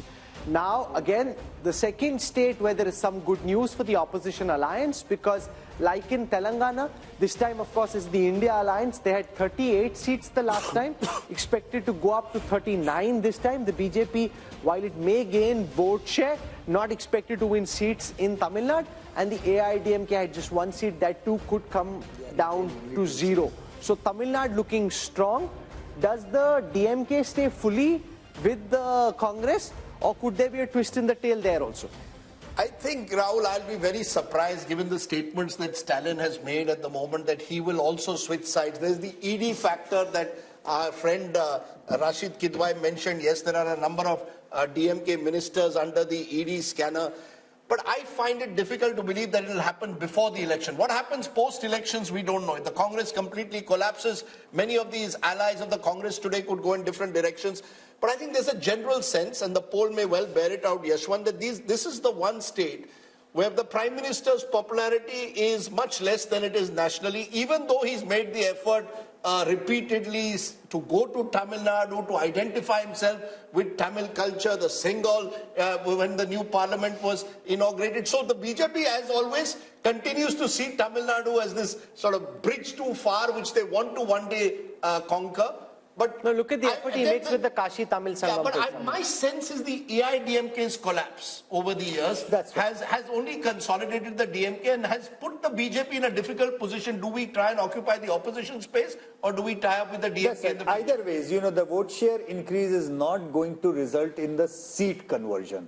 So is there a vote share increase substantially? Yeah, it's a vote share increase substantially. It could be further because, as I said, many of those smaller splinter parties might still go this way, that way, or the ND way. We do not know. No, is the BJP gaining or is the AIADMK gaining this plus 3%? It's the BJP gaining. AIADMK is not is going down and down and down all the way. And by the way, AIADMK is counted in others in this calculation. It's not counted in the NDA vote share for that. Yeah. No, but so you're saying a 15%. Just a minute. You're saying a 15% vote share is principally a BJP vote share? BJP and the other perceived alliance partners of the BJP, and that's not a very big number. I tell you why. In 2014, BJP actually contested with his alliance all alone, not being part of AIADMK or DMK, and they polled 18%, which is a decent enough number. But that vote share, just like Kerala, as I mentioned, BJP almost touches approximately 20% in Kerala. In Lok Sabha. But in Lok Sabha, but 0 seats. It doesn't really matter. 3 states where Prime Minister Modi has actually bent over backwards, I would say, in order to accommodate the political sentiment, Tamil Nadu, Kerala and Punjab. The gap is reducing. They are having a growth of organic level, I would say, but unlikely to convert into seats. Rahul, is there any possibility there's a buzz that the Prime Minister could contest from Kanyakumari as a second seat? No, so there's a buzz that, you know, he wants to bridge the north-south divide himself. 1 seat in the north, 1 seat in the south. Possible? You know, but Rahul Gandhi also showed some sense of weakness when he picked Wayanad. The Prime Minister may not wish to go only for the reason that if this north-south divide picks up and for some reason they end up on a shaky ground, you don't want to expose the man who's supposed to be invincible to any form of threat.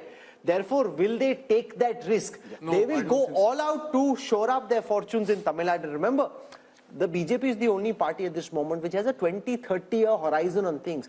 When I speak to top BJP leaders about, say, the strategy for Tamil Nadu, or say, why don't you just patch up with the AIDMK at this moment, it might make it easier. They're saying, you know, we want to end Dravidian politics. Not just about coming to power at this moment, it's also about a larger political, social, ideological fight where we want to integrate the country. I mean, at least they're talking that language and then pushing in that direction. Right. Oh, now, like the Chinese have a 20-30-year horizon, the Congress doesn't even know what they're doing tomorrow. Raj, where do you therefore see the DMK being? You know, if these numbers hold, the DMK will presumably be, if not the second largest party, certainly the third largest party once again.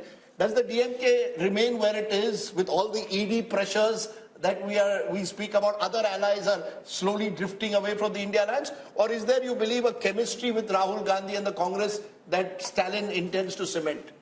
I think you have to look at what he gains. If it's only the ED that is putting pressure and how deep that pressure is, one has to look at. But funding, yeah, but fundamentally, Tamil Nadu doesn't believe in this one nation, one party, one nation, one language. So there's been that protest going on from the 60s. The more the BJP tries to emphasize all these things, and let's not forget, Prime Minister Modi had, you know, as part of the temple run, went right down to Tamil Nadu and did two temples out there to assure them that, look, we care as much not just of the Ram Mandir, but all your tradition and culture. So at the moment, I don't find a reason why Stalin should be switching unless there's some inside information. No, also given the comments that Udaynidhi Stalin has made about Sanatan Dharma, I presume the BJP can't be then seem to be embracing them right away. Yeah, and the Tamil culture and the fact that anti-Brahmanism had ruled for, and continues to in many senses, it's going to be difficult for the BJP. It'll get this 10-15%. Mr. Modi's popularity is there, and we need to see that. Okay, let's turn then to the final state in our southern sojourn, which is the lovely state of Kerala that often marches to its own beat. Take a look first at vote share.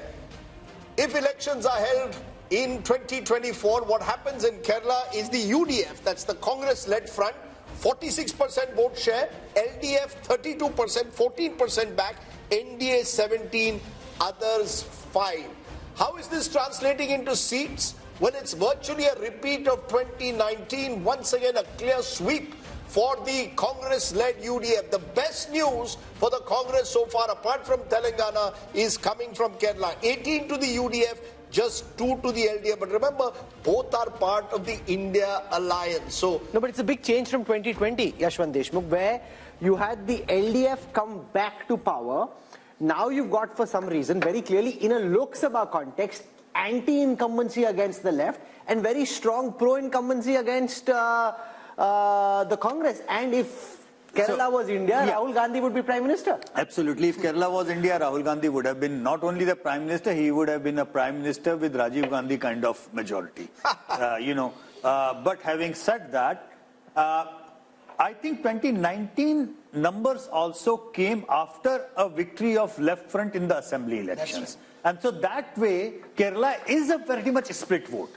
Because they are voting for assembly level separately and Lok Sabha level. No, but what explains that vote, Rajdeep? You know, it's very interesting. A few days ago, Kerala left leader told me, why does Rahul Gandhi have to contest from Wayanad? Can't he choose any other part of the country? We are his staunch allies in the India alliance and he's coming to take us on in Wayanad. So I think there again, people... He looks like a strong force in Kerala. No, so therefore, you see, the Congress is seen as a national party in Kerala. The left is seen as the regional party of Kerala. Mr. Vijayan is seen as the prominent chief, the #1 neta of Kerala. There may be anti-incumbency brewing against him also after 8 years in power. But I think the main reason is the belief that the Kerala voter sees the Congress as a national alternative to the BJP. GVL Narasimha Rao is now with us. GVL, the BJP was trying very hard on its own through the RSS to win something in Kerala.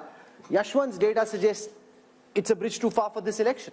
No, I think we are very confident of winning some seats. I will not say we'll be a big force in this election because Kerala doesn't, election to election, the swing is not more than 2% or 3%. Kerala is a state that moves very slowly. But certainly in this election, we are confident of winning. And what about Andhra Pradesh, where the Home Minister and Naddaji met both with Chandrababu Naidu, also meeting with Jagan Reddy? What's cooking there? I think these are political meetings that happen during the election time. But certainly, no, I think you won't, until anything is final, I think you will not know. So you're flirting with both parties, essentially? No, we have got support from both the parties as far as parliamentary strength is concerned. But as far as elections are concerned... But Naidu betrayed you. Would you take him back? I think these are decisions that party will take at the highest level. You come from the state, it's your patch. No, but these are political calls. That makes it even more difficult for him to commit, because it's his own patch. Rahul and Rajdeep, you see, there are no emotional decisions here. Political decisions are always based on wisdom, political wisdom and political sagacity. Because you accuse me, you made some comment against me, or you called me names in a rally, therefore I will not tie up with you. That's college level politics. We are. Can I just take it around this table though to ask that, since we spoke of college level politics and Kerala's strong student movement, how many people on this table believe that Rahul Gandhi made the right decision by choosing Wayanad, or was it escapism? Did Rahul Gandhi escape from the reality of trying to rebuild and revive his party in UP by going to Kerala? Is that a mistake? Or is this a pragmatic decision to stay on in the Lok Sabha? Who wants to go? I think it was a pragmatic decision, and Rahul is very comfortable. If you see his, even Bharat Jodo Yatra in Kerala, whatever he was doing, talking, indulging in all kind of activities and all, he was very comfortable. He was what he is. So but you can't win India by becoming the Prime Minister of Kerala. To take off from what was just said, that you've got to, instead of investing in rebuilding the party in the north, you're building your base in Wayanad, where your principal opponent is your India ally, the left. Rajdeep, yes, but these are not easy decisions. It's like, Prime Minister Narendra Modi contesting from Tamil Nadu. I don't think so. I don't think Prime Minister Modi believes, or his party believes, in any kind of bravado. No, but Rahul could have taken Telangana, he could have taken Karnataka. Why take Kerala, the one state where your ally is from your India alliance? Well, that would be a choice if you can. Is this KC Venugopal telling him take a safe seat, Wayanad, large minority population? And that also is seen as a factor. You're choosing a seat with a large minority population. It gives the BJP, and they did it in 2019, that you only want to contest a seat with a large minority population. What are you saying? Are you saying minorities are not? They're also as much as Indian. They're not Bangladeshis. Sure, but it gives the BJP an opportunity to play on the seeming weakness of the Congress. That the Congress is only relying now on the minority vote. No. Given a chance, I think the BJP would want to be very comfortable with minorities, simply because they are also, bona fide voters governed by rule of law, constitution. Okay. Rahul Verma, you agree that Rahul Gandhi did the right thing by picking Wayanad? Depends on what the right thing means, right? Like if the right thing is just about getting a Lok Sabha seat, perhaps yes. If he thinks he can revive or make the party very, very strong in South, that's also right. As Rashid is saying that in southern India, and even this poll is saying that Congress is actually gaining in South. No, not in South, only in Kerala. Where in the South? In Karnataka, BJP is doing well. In Andhra Pradesh, the TDP and the YSRCP. In Telangana, Congress is doing well. In alliance with DMK, in Tamil Nadu, they would do well. So in that sense, it's not a bad decision. I think, should he look towards South as well as build the party in North? That's what a leader is supposed to do. Modi campaigns in North and South and East and West, right? If you want to be a national leader... I think one of the key reasons, one-liner I would say, he lost Amethi because he went to Wayanad. Yeah, well, what I was told is that they saw their polls in Amethi suggesting a very tough fight, possibly losing. They looked for a safe seat in the south and picked Wayanad. So it was almost like some kind of security which Rahul Gandhi was offered. That no, but imagine if he's your main batsman and he's looking for a safe position. Which is my point. You see, this is precisely my point, Rahul, that I would have, if you wanted to choose South, choose Karnataka, for example, a state. Where did Indira Gandhi go? Indira Gandhi went to Chikmagalur, went to Beda. What is the safe seat for Karnataka, Congress in Karnataka? I have no doubt that there could be potentially safe seats, including potentially Chikmagalur. But so look at the projected vote share and seat share of the South, because, Rahul, I think it shows the exact opposite of the North. The vote share in the South, as per the Mood of the Nation poll, NDA 23%, India 41%, others 36%. How does it add up in seats? NDA 27%. That's just a small dip from last time. Remember, BJP got 29 out of 130. India 76%. Slight up because of Telangana, others 29%. But basically, you really have two Indias politically. You have the BJP dominant in North India, and you have India Alliance doing very well in South India. So whether we like it or not, there is a South-North political divide in this country. What implications that will have with delimitation is going to be a big question in a couple of years from now. Couple of years from now. At this moment, we are focusing on what is the mood of the nation. Welcome back. You're with us on the India Today Mood of the Nation opinion poll. The results of this poll are already buzzing and trending in every state, from Andhra Pradesh to Telangana to Uttar Pradesh. Wherever we are going, a mini tsunami on social media, lots of posts being viral, exchanged. So that's good buzz to have. We now want to come to Rajdeep's home state of Maharashtra. He's already itching, getting out of his chair, all set to get you what should be quite shocking. No matter what you're thinking is happening, I think you'll be shocked by what Rajdeep's about to show you. Rajdeep. We've gone to the north, we've gone to the south. But the best part of the country is when you're a West Indian. So I'm going to go to, as a West Indian, I've got to go to Maharashtra. And whoever thought Maharashtra would be one of the states which would see so much of chaos and instability in the last 5 years? We've had 3 chief ministers and plenty more in that state. What is the mood of the nation showing for Maharashtra, a state that will have both Lok Sabha and later in the year Vidhan Sabha? NDA 40%. NDA 40%. So that's the BJP and the Shiv Sena, into brackets Shinde.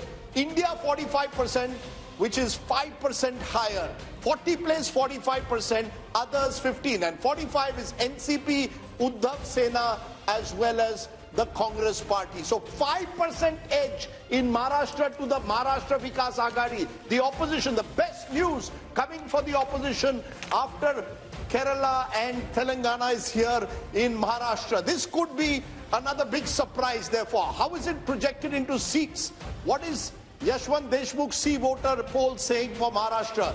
26 out of 48 for the India Alliance. 26 out of 48. A huge jump, because the NDA, which won 42 out of 48 last time, is down to 22. So if there's one state where the NDA is taking a big hit as per this poll compared to 2019, it's Maharashtra. And that perhaps explains all that's been happening in that state.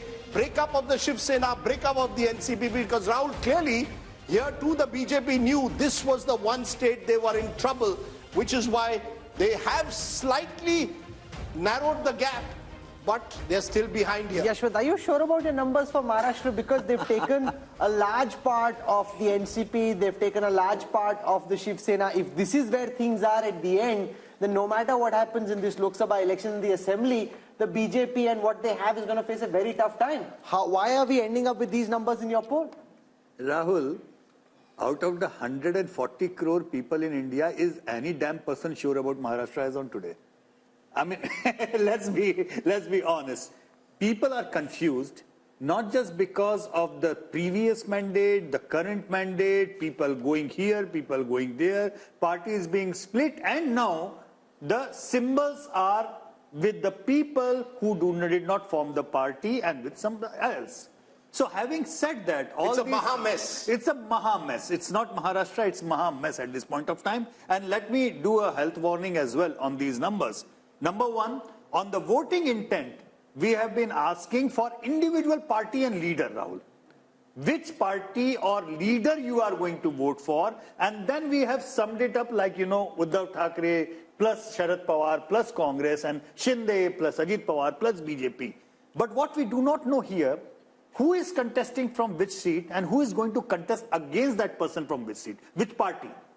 What I can see, wherever the BJP tickets would be there, they would be sweeping like anything. Wherever the Ajit Pawar ticket and Shinde Sena ticket would be there, I doubt they will be sweeping in the same way. So the weakest link is on the both sides. On the Maharashtra Vikas Aghadi side, the weakest link apparently is the Uddhav Thackeray Sena, followed by Sharad Pawar, and followed by Congress, and then the Sharad Pawar. So we don't know out of these 3 and 3, which permutation and combination is contesting whom on which seat. Unless we are sure of that, I think this is more of an... Since this is your home state, Rajdeep, here's the concern that I have, just purely academically, right? Which is that will votes get transferred? In a poll, it's very difficult to capture that. But once you know, okay, it's GVL versus Rashid, then the equations change, exactly right? the point. Yeah. So right now you don't know that. So you're building this scenario on the basis of what respondents are telling you, but the respondent also doesn't know who's against I will quickly tell you two contradictions, Rajdeep, before you say. I cannot see Uddhav Thackeray voter voting for a Congress or the NCP candidate. Similarly, I cannot see a BJP core voter voting for Ajit Pawar candidate. So there are contradictions. I'll give you 2 quick points before you come. One, the fact is that this is an interesting state this year because you've got Lok Sabha followed by Vidhan Sabha 4 months later. And speaking to a number of Maharashtra politicians, they believe the stakes for themselves are much higher in the Vidhan Sabha. So you'll find a number, the Vidhan Sabhas which will be very competitive, seat by seat, and a lot of what Yashwant says will play out there. In the Lok Sabha, Rahul, even though the BJP appears prima facie down compared to 2019, I think, and Yashwant is right, the BJP will do well in its pockets of influence. They have strong pockets, especially in urban Maharashtra. The problem for the BJP is there is a general sense that you have struck opportunistic alliances and you have broken two parties which you were dead against. But GVL, when I was speaking to top BJP leaders, their numbers were 40 plus. They think it's 40 plus. But a 5% lead for the India alliance, after all the todphod you've done, if this is where it is 22 versus 26, then it's obviously not the way you're calculating. No, I certainly don't see the numbers the way the poll is predicted, Yashwant's poll. Primarily because this is an election that Prime Minister Modi will be driving. People are voting for PM Modi. They are not voting for individual constituents. This is an election where you will see a massive swing. So anybody voting, anybody contesting, the premise of the poll, the premise which is also the reality of Maharashtra politics gets reflected in this poll is that BJP at this moment is not a pan-Maharashtra party. Modi might be a pan-Maharashtra phenomenon. BJP per se is not a pan-Maharashtra political party. Even in states of Haryana, was Haryana a BJP state until 2014? Did BJP ever win a couple of seats in Haryana? No. But once Modi is on the scene, Prime Minister Modi ji, he is one who will drive the entire vote. Please give me the popularity ratings because that will give me an indication. Can I just explain? If you have those numbers. No, look, last time the BJP contested 25 seats, the Shiv Sena 23. And the BJP and Shiv Sena did extremely well, winning 42. Now what's going to happen is the BJP is going to put pressure on both the Shinde Sena and the NCP Ajit Pawar group to contest less. And the BJP will look to contest at least 30 and divide it. The Ajit Pawar's party is happy not to contest Lok Sabha. Their energies are on Vidhan Sabha. Similarly with Shinde Sena. So that might actually mean the BJP could contest more in the Lok Sabha. I think the worry is that there is genuine anger against the way governments have been broken, fallen on all sides, towards all politicians. So I think you will find Vidhan Sabha becoming a real battleground. Lok Sabha, the Modi factor does play out. Sharad Pawar clearly is weaker in a Lok Sabha election at the moment. He may not even be able to sort of, campaign as aggressively there as he would in a Vidhan Sabha, but he will hope for some sympathy. Uddhav Thackeray is hoping for sympathy, which may come in a Vidhan Sabha, may not come in a Lok Sabha. So Rahul, you could see Maharashtra in the space of 5 months having two very different verdicts. But, Madhu Yaksha Gaur, this is your good news. If there is one state where you need to perhaps invest more attention in the next few months is Maharashtra. And the feeling is typically the Congress is not seizing the opportunity. You're missing the opportunity to miss an opportunity. Many of your leaders are leaving, joining Ajit Pawar's faction. Milind Deora left to join Shinde Sena. Today, Baba Siddiqui, your MLA, former MLA from Mumbai, has left, is likely to join Ajit Pawar. So you're not holding on. You're the Kamzor Kadi. Hopefully, your predictions may hold on to the leaders who are planning to leave, Rajdeep. But having said that, this has been expecting in Maharashtra, Rajdeep. I think various projections and studies we've done. And we've been very hopeful on Maharashtra because of this third pod, what Rahul says. It's not helping with the people's mood. Secondly, I give this credit to Prakash Ambedkar also joining INDA group can help also the Maharashtra Vikas Agdi to win more seats. Rahul, how do you explain these numbers? The fact that you've got what seems on paper a strong alliance now with Ajit Pawar there, Shinde there. The other parties seem weakened, but they still have a 5% lead in this poll. So, with lots of caveats, because no one knows what's going to happen in Maharashtra, but if our thesis is right that people in Maharashtra are unhappy with the way parties have broken alliances, then the expectation would be that the turnout is going to get depressed, which means it depends who has the more cadre on the ground. So it doesn't matter where Ajit Pawar has gone or Uddhav Thackeray has gone. Who has which of these groups actually got the cadre on the ground? In a depressed turnout scenario, cadres on the ground will make sure that your core voters turn out, and that group will have advantage. Your sense, Amitabh? See, actually, it's a khichdi. So, nobody knows which party has the vote, but Shiv Sena and NCP have the symbol. Symbol plays a very important role in elections. That's number one. As you said, BJP will now bargain for a higher number of seats. So it will be able to win more and also transfer its votes to the SHS and the NCP candidates. Now it depends upon how much they have. However, the bad news for the India Alliance is that Congress becomes the #1 party of this India bloc, because it is the largest party today in the Vidhan Sabha, and it will demand for the highest number of seats. And here is where the India bloc does not have a track record of elections, because they have not fought together, and the seamless transfer of votes will be between candidates is unlikely to happen. But if they had any political smarts, the Congress and the India Alliance, Rajchingappa, should now be doubling down where they see opportunity. Maharashtra, instead of frittering precious ammunition on states which are fallow ground, they should focus on where the land looks politically fertile for them. The problem is that's not how they're thinking. BJP is going state by state, seat by seat, candidate by candidate, plucking, and the Congress is trying to do some kind of an ideological revolution. At least Rahul Gandhi is attempting some kind of an ideological revolution here. But I think the reverse is also true. The way the BJP and Mr. Modi is obviously party to these decisions has been picking up and splitting parties and everything else, and Rajdeep talked about it, doesn't do their image any good. And in Maharashtra, but their calculations, image doesn't matter when it comes to voting. That's their brutal calculation. If you are saying I'm taking you to a Viksit Bharat, I have cut corruption down, I am against dynastic politics, you have to then prove that on the ground. Let GVL respond to that. And let me just finish the argument. Okay? Yeah, go ahead. Because I think it's a principled thing that happens. In Maharashtra, I have a feeling, Rajdeep could vouch, and he also expressed it, is I think there's a Marathi pride which you can define in some ways or the other, right? People must be truly fed up at the way these parties have behaved on that, the way they've split, completely cynical. How do you explain that when you want to take this nation to greatness and you're playing let GVL respond to that. They see people are very, very practical. Let me put it this way. People have great trust in Prime Minister Modi. They know he's the one who will deliver Viksit Bharat.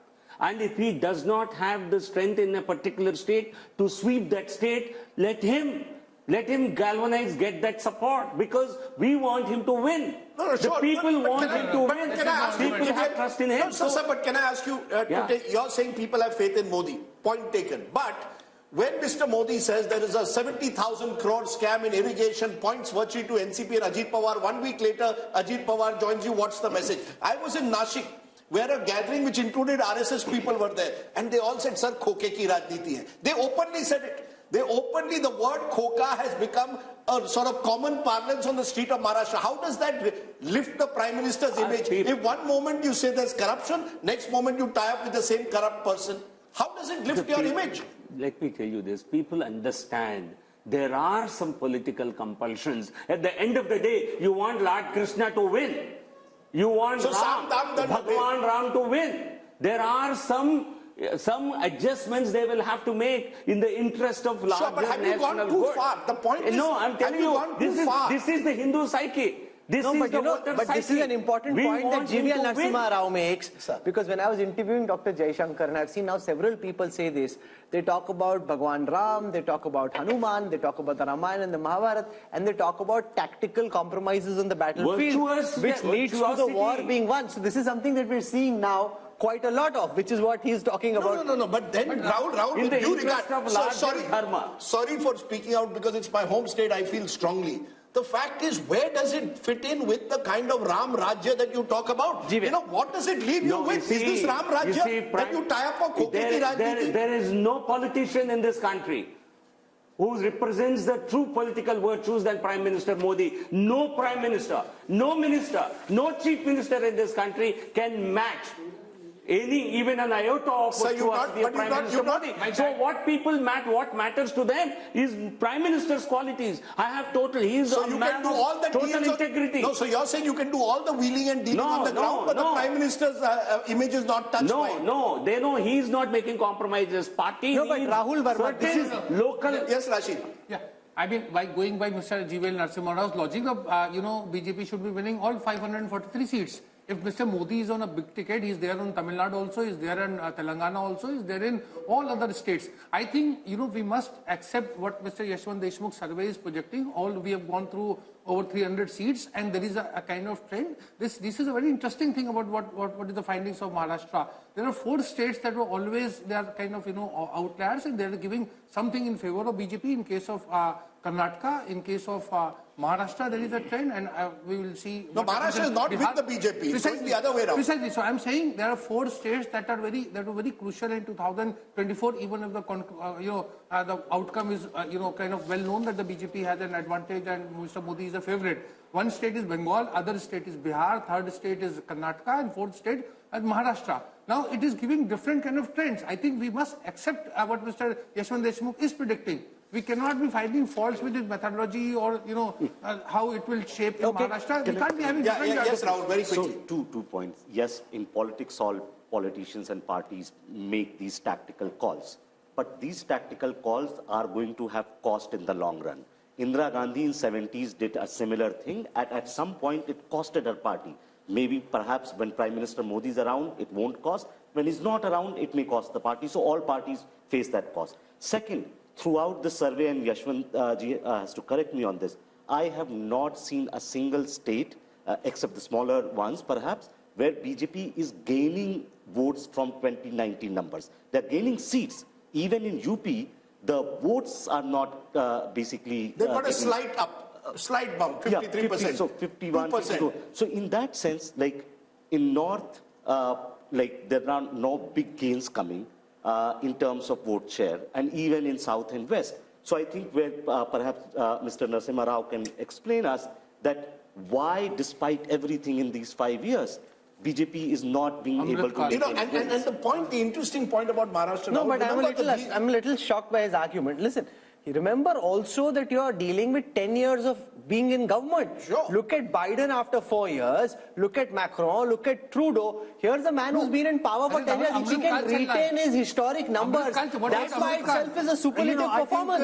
I think, Rahul, the point that you made about the 2 point or less, like somewhere they were leading by 60 points, now they are 58, 2 points. I understand your point.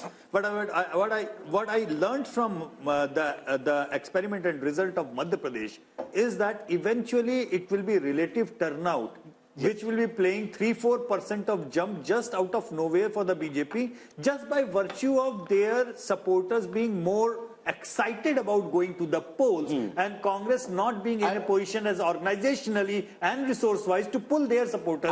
What happened in Madhya Pradesh? But I just want to make a small point which I think is important. Between 2014 and 2019, Rahul, Mr. Modi's popularity was so high that he was even able to pull his party in state elections where they were otherwise not the #1 party. BJP was not the #1 party of Maharashtra. It's after 2014, Mr. Modi pulls it up. 10, 12%, they even do very well in state assemblies. After 2019, looks what starts happening. What happened in December in the assembly elections? Sir, just a minute. December, we can come back to December, but 2019 to 2024, 1 minute. Rajdeep. The BJP in Himachal Pradesh, in Haryana, in Jharkhand, even in Bihar, in state after state, Mr. Modi alone cannot pull up the state unit. Mr. Modi is still very popular in Maharashtra, but Maharashtra's own leaders, BJP own leaders, are not happy with the kind of compromises they've made to stay in power. Some stage, it may cost them in a Vidhan Sabha. I agree with you, Lok Sabha, it won't cost them because that becomes Modi versus who. But what happens in your state units? Therefore, Rahul Verma makes an important point. Will the BJP go the way the Congress did? After 10, 20 years, because it makes these compromises. You can wish that if you like. No, he asked a question. But you see, politics, what happens today doesn't influence voting patterns 20 years down the line. I think that makes no sense at all to me. Now, coming back to your question, Modi ji, he was able to pull several assembly elections initially, but you are saying subsequently he did not do so. Because, you see, once you have pulled an assembly election, the local performance and local leadership has to hold there. People will hold every government accountable. You accept that? Why not? Okay. I think. So I want to press the pedal and go to Gujarat and Goa, and then we have to go to the east, and then we have the big national picture. So Gujarat comes up on your state next. I want to spend very little time here because it's one-way traffic, as one-way traffic can be. I mean, it's like whoosh. There's no comparison. 62% vote share projected in favor of the Bharatiya Janata Party in Gujarat. I mean, 6 out of 10 people just want. That's the highest so far in the country. 6 out of 10, and we're not even dealing with the smaller states like a Himachal or an Uttarakhand. In a big state like Gujarat, 62%. The Congress had 32% vote share. That's come down even further to 26, down 6 from the last time. Let's now come to seat shares. If you got 62% vote share in a largely bipolar contest, I mean, you don't need to be Yashwant Deshmukh to do the calculation. You can do it yourself. It's 26, but 26 for the BJP in. They want their man back. They want their boy back. They're like, he look at how hard he's working. A Gujarati fixing this country. We want him. If I was a Rajya Sabha BJP MP who was told to contest Lok Sabha, I'll say, "मुझे गुजरात की seat दे दो." कोई भी दे दो. कोई भी seat Gujarat की दे दो, वडोदरा दे दो, गांधीनगर दे दो. GVL also is ready to contest from Gandhinagar. You see, that's the one state where every politician will feel a relative sense of security. I think Gujarat is there is little difference from contesting a Rajya Sabha and a Lok Sabha. Is that what you're saying? No. I'm saying that a Lok Sabha...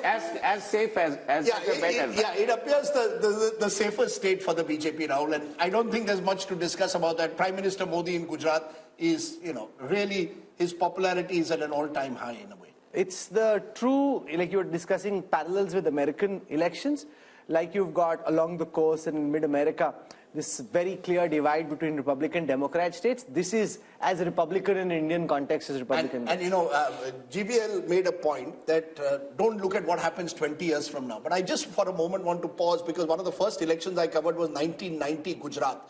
And at that time, the BJP had to back the Janata Dal Gujarat of Chimanbhai Patel to prop him up to form a government. See where we've come 35 years later. We look at events today.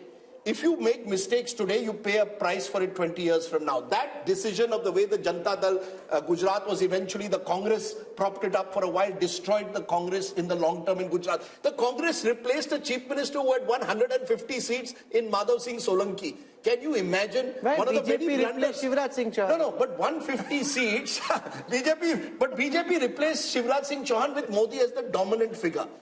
That time, Rajiv Gandhi could never really sort of lift the party. But Rajiv and the Congress didn't think so. See, that's the mistake. So I'm saying politicians can make mistakes and therefore they must be conscious of the mistakes they make. Let's come to Goa. Goa has 2 seats, north and south. This is where all of us hope to retire, at least Rajdeep and I hope to retire in Goa for sure. Okay, so here's Goa. Lovely state. 2 seats, 1 each is the calculation, north and south. 1 seat split between north and south. North is clearly to the BJP. I'm presuming Yashwant south is giving because north. there are more Christians over there. The south, interestingly, if the AAP Congress alliance works perfectly, and it has to work perfectly, it has half a chance. I still believe that the BJP will be very much in the race, even in the south. Percentage of Christians has gone down. One of the stories of our times, Christian population in Goa at the start of this century used to be 30% plus. It's now just over 20% and declining. So you actually, even in South Goa, will find it not so easy. Only a perfect Congress AAP alliance and no other third party like the Goa Revolutionary Party coming in gives them half a chance. I still believe advantage BJP in Goa in both the seats. That's the nature of Goa as well. So let's look now at the projected seat share of the West and the projected vote share of the West. I'll start with the vote share projection. Axis My India predicts for the India Today group that the NDA would end up with 48% vote share if you aggregate the states of Gujarat, Maharashtra and Goa. The India Alliance at 38, a 10% gap here for the NDA. Converted into seats, the NDA is at 51, the India Alliance at 27 and why it seems that this is not as one way as the North is because Maharashtra is sticking out as the one state where the BJP's dominance is not quite what the BJP top leadership would like to believe. But look at the story, Rahul, the northwest monsoon. 154 in the north, 51 in the west. You're almost home and dry. Between the two, you're slightly below where you were in 2019. There you won 230 plus. You're slightly below because of Maharashtra in particular, but you're still almost there. 400 पार कैसे होगा? We haven't come to the east. We haven't come to the east. We haven't shown the big picture there. So that's just we're halfway through this show. So we'll slip into a break. When we come back, we'll show you what's happening in the east of India, and then there is the big national picture. Stay with us.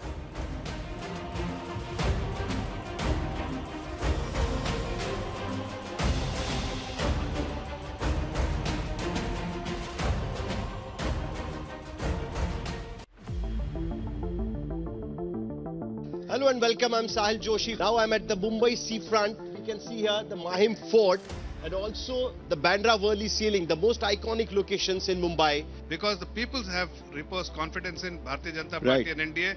And Eknath Ji Shinde has done what the people wanted. People wanted Shiv Sena and BJP together as we have been together for 25 years. It is only the MLAs who have defected. It is not the people who have defected. How is Ajit Pawar like-minded party with the BJP? We see it worked in line with the expectation of the people, and that's why we are confident of our victory. If you are so confident about 370 votes and 400 for NDA, why do you want all other alliances with you? Why do you want all small parties with you? वो washing machine से धुल गए, ये कमल detergent में सब धुल जाते हैं. We are shifting our focus to Gujarat. Confidence in the people's mandate is very, very certain. The youngsters have come in and they have taken the major positions in Gujarat. I feel things will be very different. In Gujarat, if you ask any Congress leader, but they are all demotivated in Gujarat purely because they know they are going to lose. Election of 2024 will be an election of Modi versus Mudda. Our phones are buzzing, multiple politicians, their well-wishers, supporters across states calling, wanting to know something on the site. There's no sideshow happening. If you want to know what the numbers are, stay tuned to our coverage on India Today as we take you through state by state, region by region, and then finally the national big picture. We want to come to the fascinating state of Bihar, where Nitish Kumar's U-turn has made things very topsy-turvy and very exciting, which is also why the Mood of the Nation poll had to do extra polling to be able to capture what's happening in Bihar. On your screen right now are the vote share numbers for Bihar first.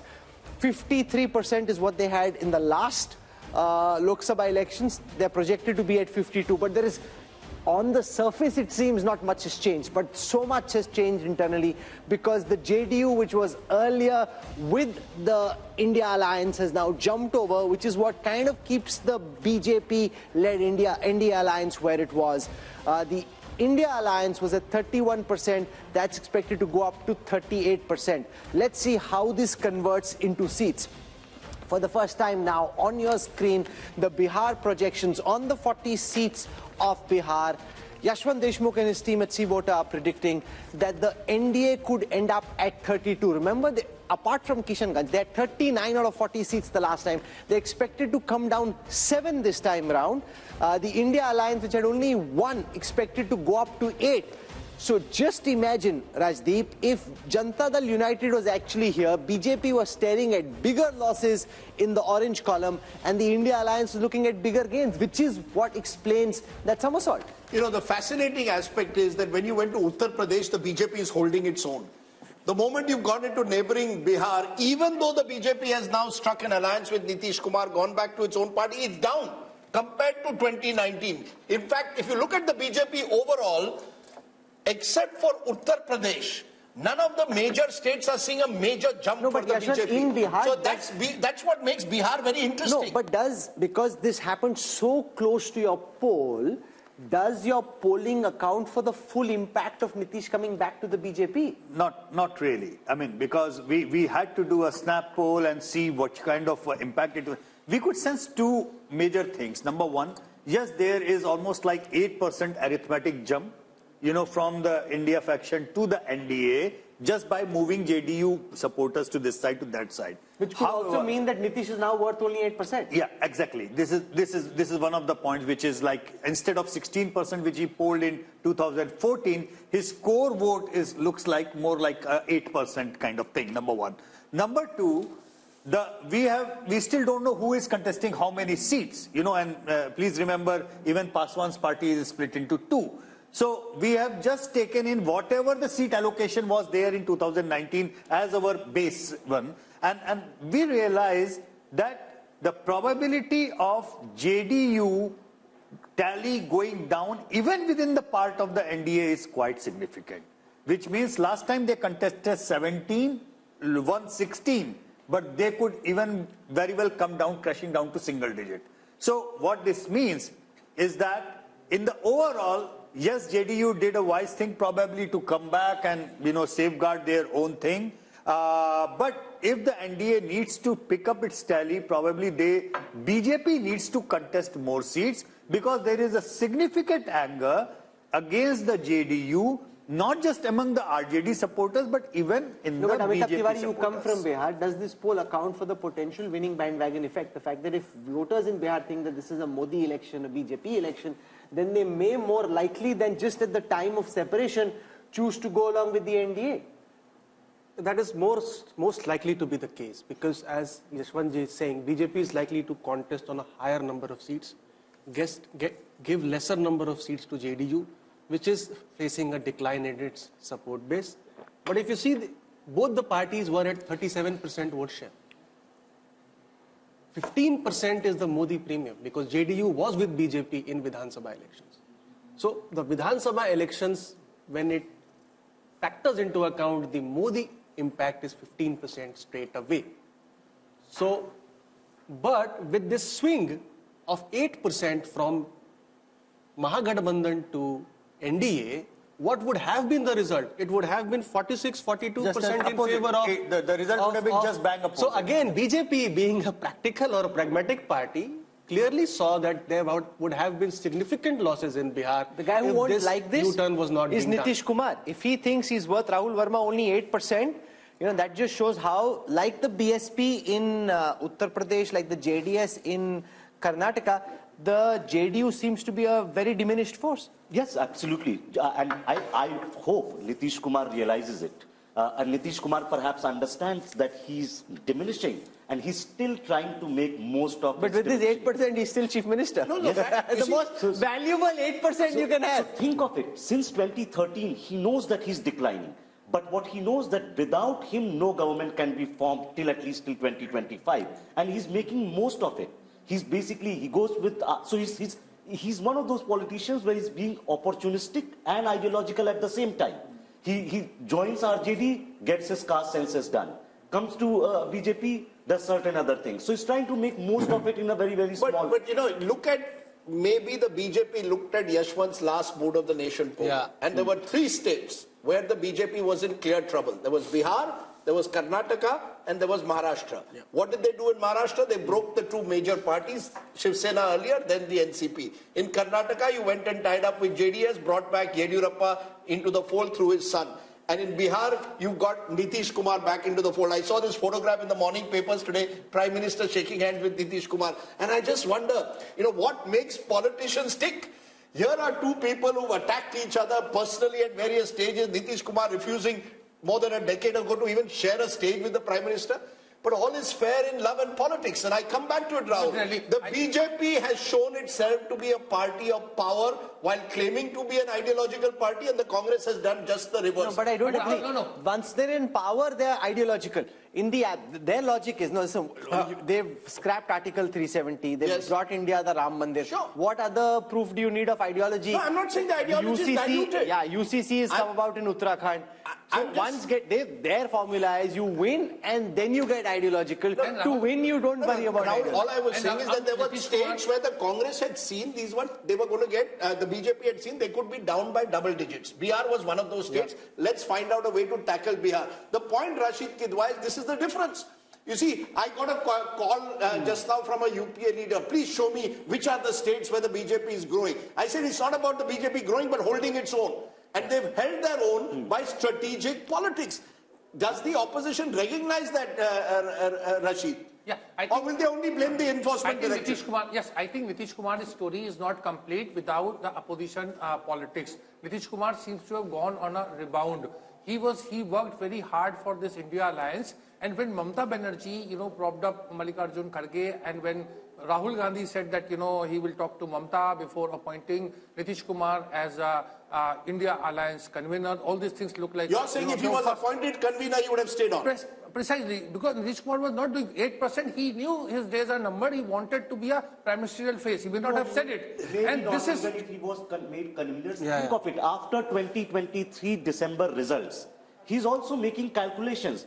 Being convener is only worth if you have a shot at something. So he thought he was on the losing. Shama Mohammed joining us of the Congress party. Shama Mohammed, do you believe that in Bihar, the BJP in this last stretch has trumped you by taking someone who was not too long ago seen as the architect of the India alliance? So perception-wise, and now in reality, as per our numbers, the Congress-led India alliance has lost a big opportunity.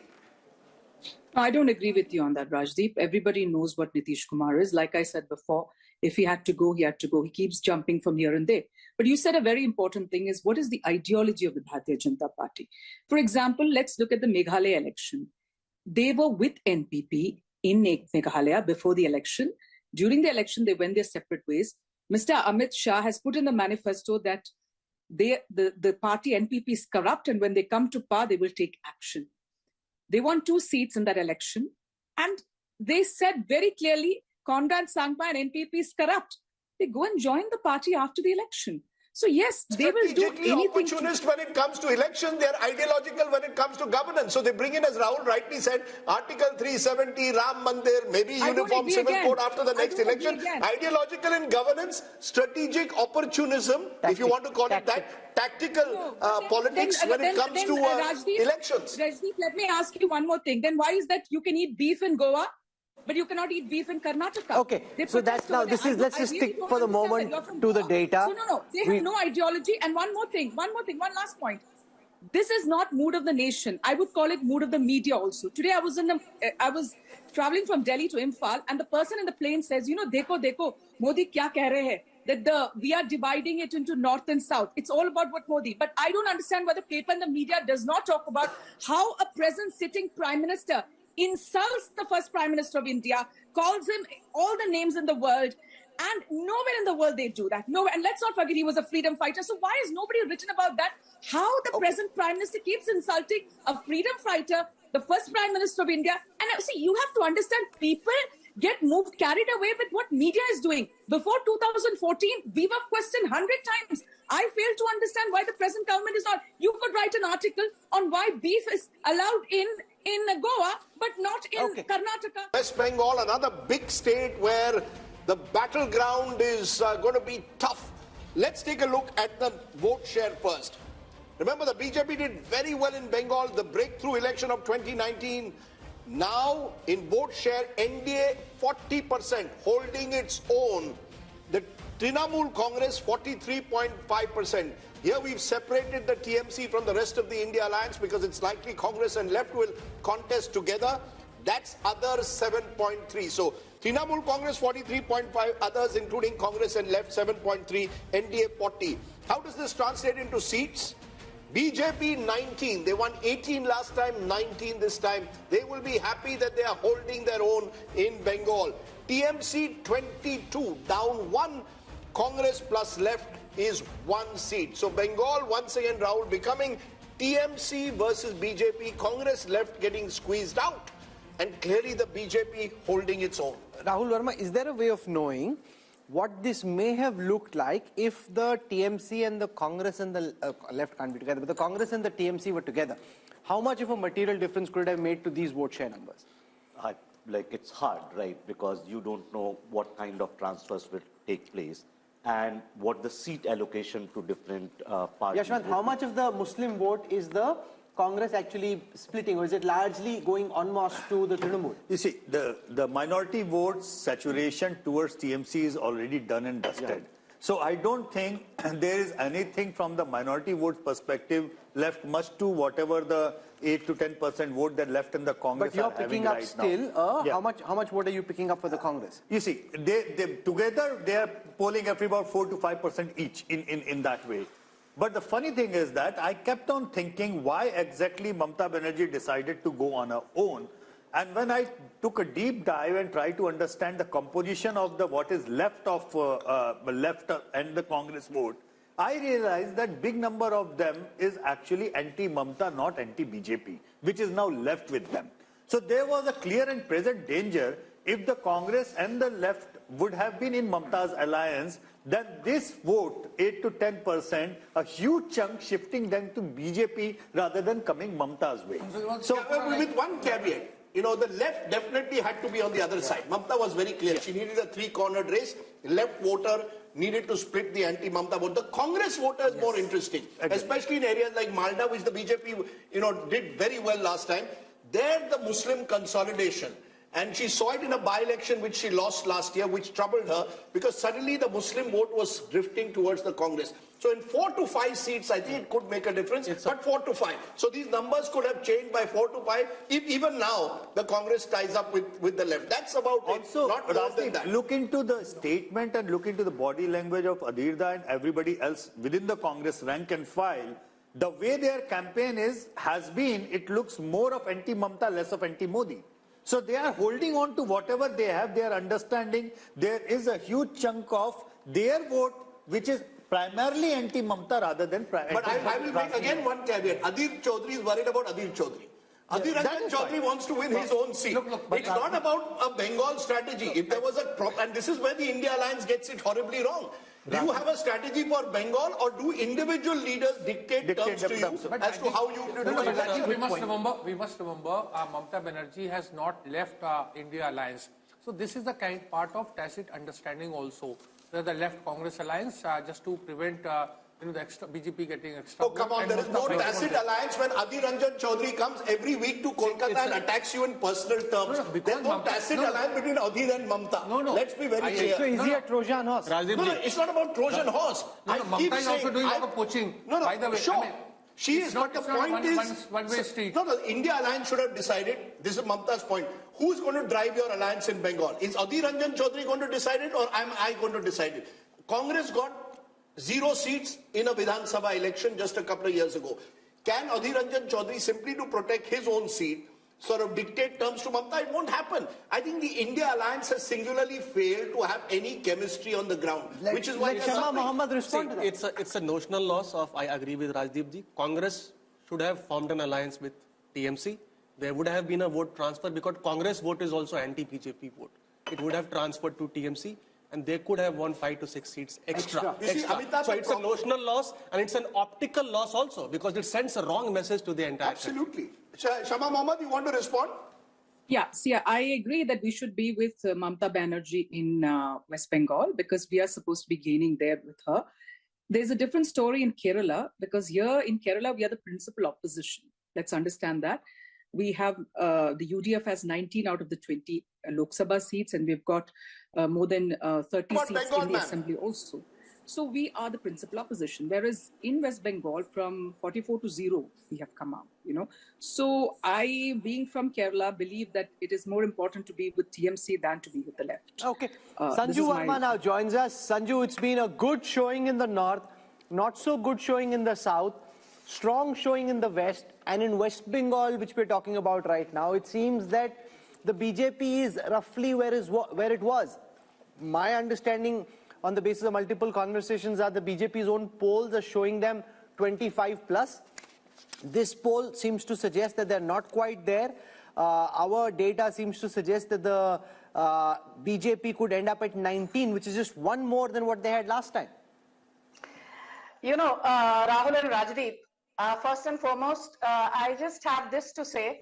I think survey after survey, and especially Mood of the Nation, which is so hugely watched, thanks to Rajdeep, who's trending every second day, and Rahul Kanwal, who never misses an opportunity to show Rajdeep the mirror. Be that as it may, I just have this to say. We are not the India Alliance where you are going to create divisions. On a lighter note, Sanju ji, no divisions. On a lighter note, ये BJP की अच्छी strategy है. Divide and rule. You are trending every day. थोड़ा शांत हो जाओ. Learn to be gracious when I'm giving you a compliment, albeit a left-handed one. Anyway, now coming to the more serious point. You know, I remember I've been on a zillion debates on these surveys that have been carried out in the last 12 or 24 odd months. And everybody after the West Bengal Assembly elections of 2021, don't forget in Lok Sabha 2019, from West Bengal we got 18 seats, 1-8 with a 41% vote share. But come West Bengal Assembly elections 2021, while we improved our tally from 3 seats to 77, which was a 2400% plus jump, our vote share fell from 41% in Lok Sabha 2019 from West Bengal to 38%. And what did political pundits say? अरे भाई 3% का vote share की गिरावट हो गई है बंगाल में. The magic that happened in Lok Sabha 2019 of getting 18 seats, that is not going to happen in Lok Sabha 2024 if assembly elections 2021 are an indication to go by. Okay. My limited point is, if we are actually improving on our last tally of 18 seats and increasing that to 19 seats, I think the actual result may surprise you on the positive. Okay. I won't be surprised if we are able to mentioned even trends. 25. I actually just went to social media to check the trends, and the first trend, the top trend nationally at this moment is Mood of the Nation. So Mood of the Nation is the top trend. So well done, everyone. You guys are clearly doing a good job, and at least the audiences are plugged in and watching, which is fantastic. So thank you. That means a lot. Okay, let's run through all the other states of the East, starting with Jharkhand, where much has been happening. Chief Minister Hemant Soren arrested a few days ago. How is it playing out in the polls as per Yashwant's Mood of the Nation? 2024 projection, NDA 56% up 1, India Alliance 30% down 5, others 14. In terms of seats, NDA 12, India 2, same as 2019. Rahul, next is Chhattisgarh. Let's come now to Chhattisgarh. In Chhattisgarh, India Today C vote are projecting that the BJP's vote share will go up from 51 to 54. They won the recent assembly elections, and on the back of that, their vote share is actually going up. The Congress's vote share was at 41 in the last elections. That could now come down 3% to 38. When converted into seats, the Congress had 2 seats last time round. That could come down to 1.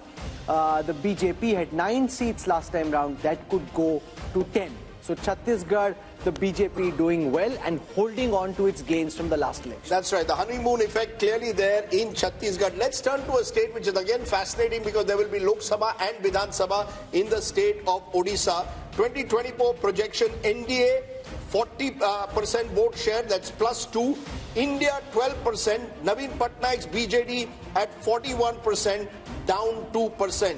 How is this all translating into seats? Virtually again a repeat of what we are seeing in 2019. In fact, a slight jump for the BJP, 10 seats up 2. The India Alliance, mainly the Congress there, is getting 0, down 1.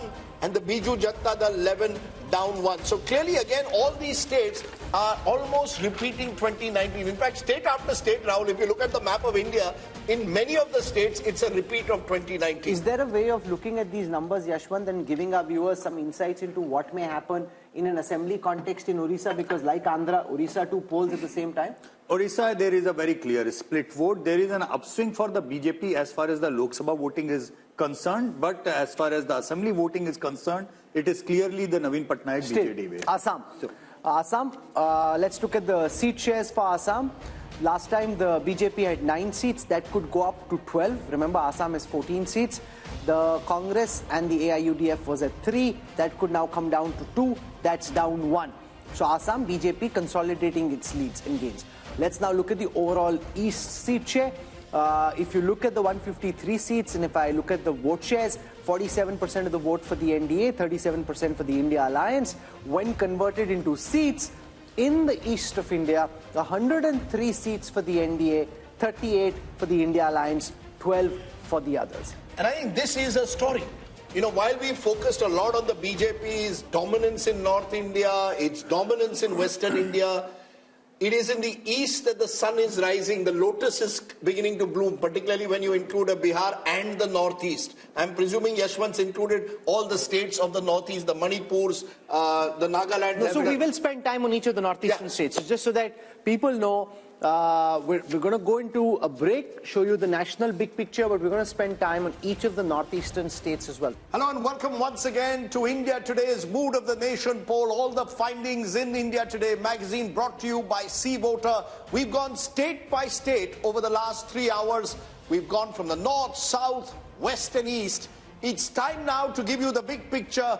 What would happen if general elections, which are not too far away, were held today? Rahul, take it away. Give us the big numbers. Can Narendra Modi do his hat-trick after all? Will it be 400 par?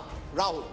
This is the moment all of you have been waiting for. No Indian Prime Minister since Pandit Jawaharlal Nehru has won thrice over in 3 successive elections. If elections were held today, does the NDA reach 400 par as they'd like to believe? Is the BJP achieving its mission 370? We've seen the talk. Let's see the numbers. The NDA alliance projected to bag 45% of the vote share, which is what the NDA alliance had in the last election as well. The India alliance expected to bag 38% of the national vote share, which is 11% more than the last time, but that's also because last time it was UPA, this time it is the India Alliance. So parties like the Trinamool, at this moment, this could change soon after our broadcast, but at this moment officially they are part of the India Alliance, which is why as a national aggregate their vote share is up 11%. The others from 28% are now coming down to 17%, down 11. That's as far as the alliance-wise vote share is concerned, where there is a very clear gap of 7 percentage points between the NDA and the India Alliance. Let's take a look at how this converts into seats. 400 par is Prime Minister Modi's war cry. They're heading there, but not there yet. 335 is the current projection by C Voter for the India Today group for this Mood of the Nation opinion poll, the last MOTN before the Lok Sabha elections. 335, way short of 400 at this moment. This is 18 down from the last election. So if you take all the allies together, they had 18 more last time. They're down at 335 at this moment. The India Alliance is at 166. That's 75 seats more than the last time. The others are at 42, 57 down, but that's an apples and oranges comparison because some of the parties which were in the others have now moved to the India Alliance. The big story though is that the NDA is set to come back to power quite comfortably. See, you want to hit 4 centuries in one match, you're hitting 3.5 centuries just yet. And remember, Rajdeep, there's also the fact that once this message goes out that Prime Minister Modi is comfortably placed, then a lot of people may decide, vote kya waste karna, isi ko do, because if he's coming back. So that ultimately could also come into play. You know, there seems to be, Rahul, an inevitability about the outcome. I think this is one of those strange or rare elections where it almost seems, at least when you speak to political observers and politicians, that the outcome is known. It's a question of where does the NDA, BJP-led NDA end up? Where does the BJP end up? These numbers are showing the BJP is roughly just around where it was in 2019. The NDA is marginally down, but as you said, there could be a bump it could get in the next 2 months because if it campaigns hard and the BJP is known to do that. Plus, could it get more allies? Remember, all of this is before the possibility of a Chandrababu Naidu or an Akali Dal joining in. All of that could take the BJP above 350. I know that there is all this buzz about 400 par. That perhaps will require the perfect storm. But the BJP has set the base. I think what this Mood of the Nation poll shows, people want Mr. Modi back. The majority seem to want Mr. Modi back for a 3rd term in the first past the post system.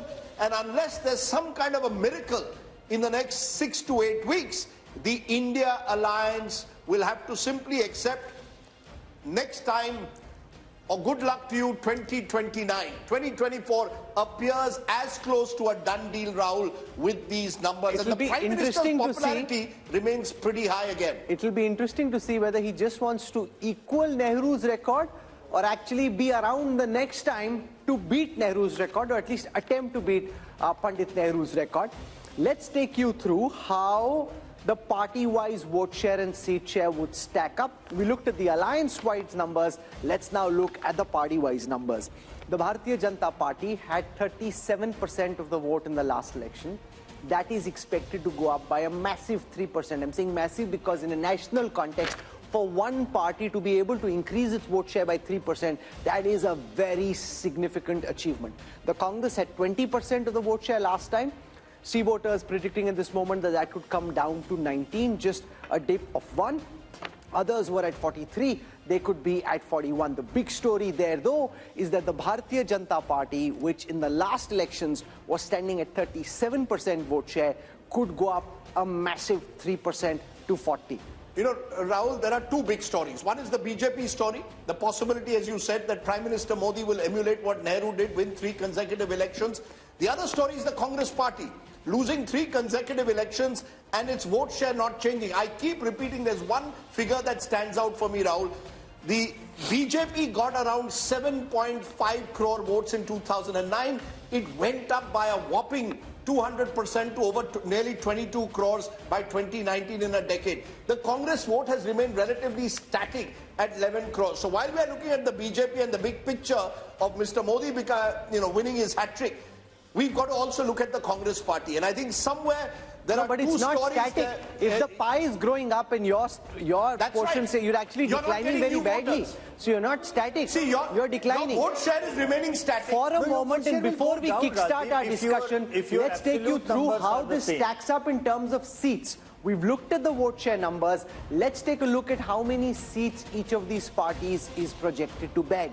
The BJP, remember, had a 303 rifle that they were firing last time. This time it's 304. So it's not Mission 370. That's his rallying war cry. They're not there yet. 304 is where they stand. 71 is where the Congress stands, which is up 19 from the last time. Remember, there are gains in states like Telangana, which are helping the Congress do better than it did last time. Others at this moment are at 168, down 20. So that's where it stands. Prime Minister Modi very comfortably placed to be PM once more, which is why Rajchingappa and his team are saying it's get set for a hat-trick. Raj, you want to give us what your headline is? What is it hat-trick? Is it the Modi momentum? What is it? It is set for a hat-trick. So is it about Modi? Is it about the BJP? How do you see it? I see your cover has Mr. Modi imperiously walking down. So we're calling it heading for a hat-trick. But let's, just for a moment look at the figures that are there. Yes. I mean, it's commendable that Mr. Modi in his 10th year is able to deliver the kind of numbers to the BJP and the NDA. And look at the term that he does it. In the second term, I mean, every world leader was under pressure, put on the mat. There was a once-in-a-century pandemic that was there. You had a complete collapse of the economy. You had the Chinese intrusion coming in. You had 2 wars, the Gaza and Ukraine war that pushed up inflation. Everything that could go wrong goes wrong. And yet, when we see at the end of 10 years, Mr. Modi is not only shining, but is up there in the league of greatness, possibly statesmanship that is happening. So I think we have to give him credit for what is it. Now, whether he's going to beat the record of Nehru, that has to be seen, but the polls indicate that. Whether he will beat the record of Rajiv Gandhi in 1984, that is to be seen, because 400 at the moment from what we took in these last 3 years, 3 or 4 bellwether states, the NDA seems to be holding, but not really,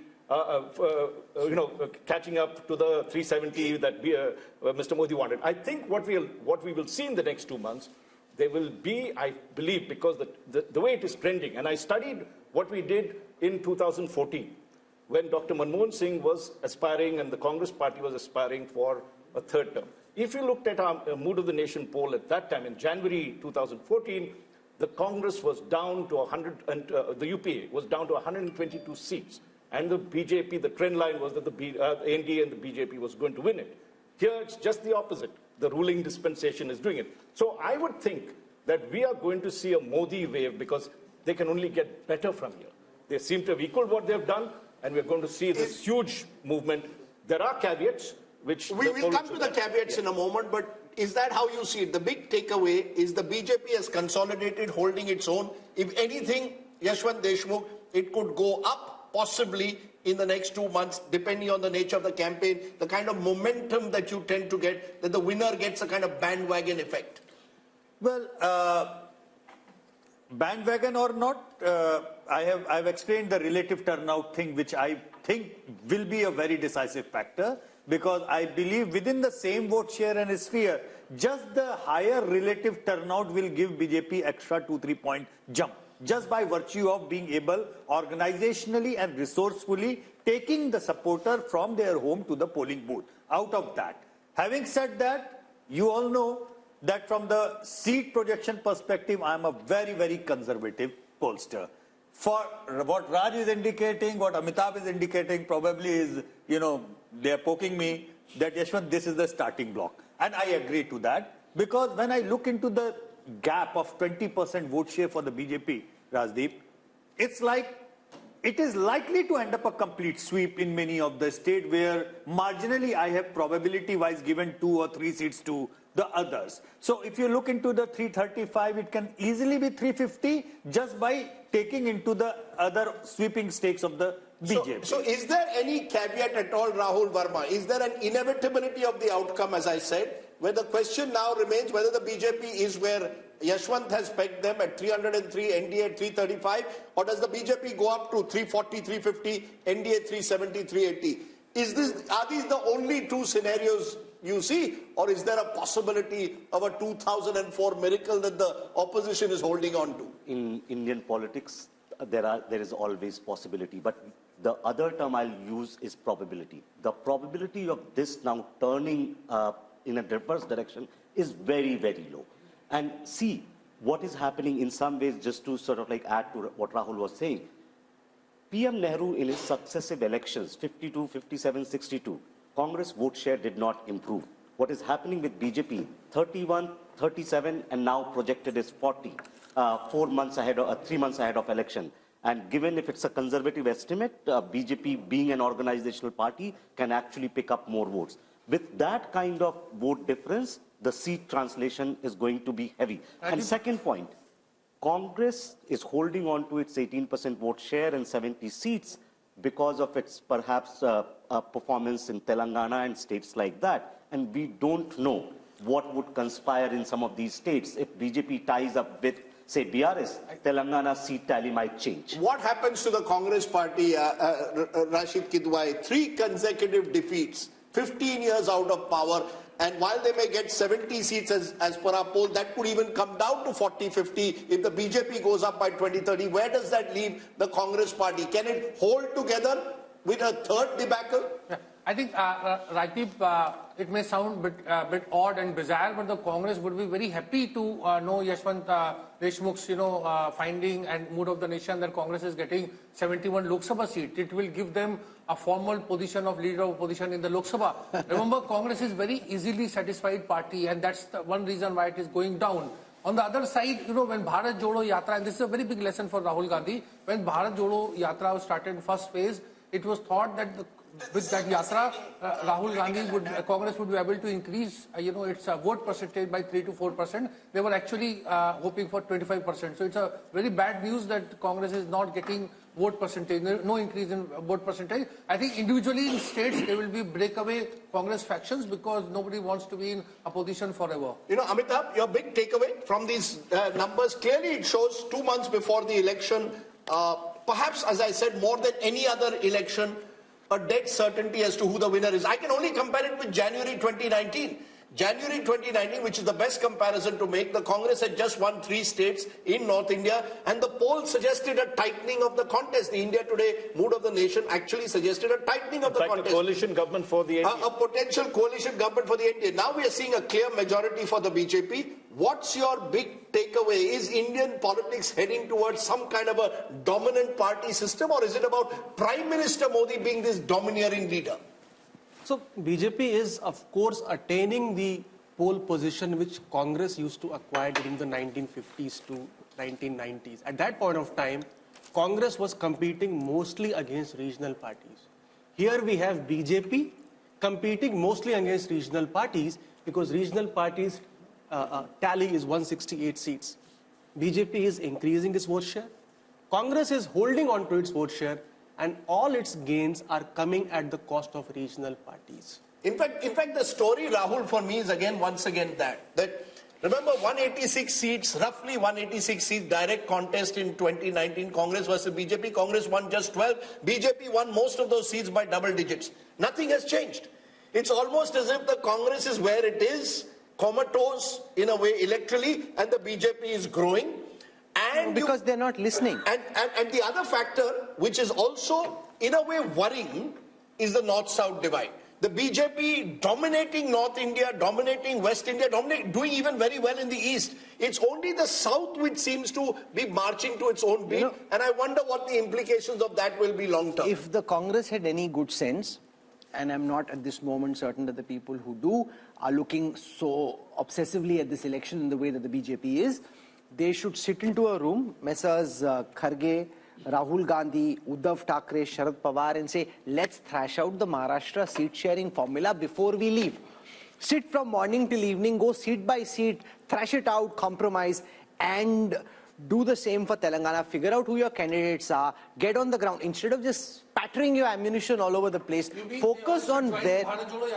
No, but they're not even invited, Rashid. That's the problem. Each of those leaders are saying... Because Rahul Gandhi is there, so they need to... But what is more important? Sitting and fighting and trying to win the few seats you have an opportunity of winning, or this yatra which only seems to be causing trouble? Can I make an even more controversial point? Which is what? If I was the opposition today and I saw your numbers and the mood of the nation and all of us predicting the inevitability or the probability of the outcome, I would actually see one opportunity, and that is focus on state elections. There are going to be, look, there's a Lok Sabha election which the outcome seems inevitable. It's about whether... No, but you cannot, if you're in the opposition, you cannot take it as inevitable. You have to fight the election. No, you have to fight. That's why I said it's a contentious point. I have 100 rupees in my pocket. I would put at least 80 rupees of that into state elections. There's Haryana, there's Maharashtra, there's Jharkhand, there's Bihar next year, then there's a series of other elections. Look, in the Lok Sabha, you can pick up, I'm only going by the mood of the nation, Rahul. You can pick up 20, 30 seats by what you're saying, better seat adjustments, do a little bit in Maharashtra, work out your numbers. You should do that. Of course you should. Every election has to be fought. But when I look at the priorities, my concern for this kind of opposition is that they seem to not even be able to get their act together often in state elections. Maharashtra is a good example. There's an election in Maharashtra in September, October.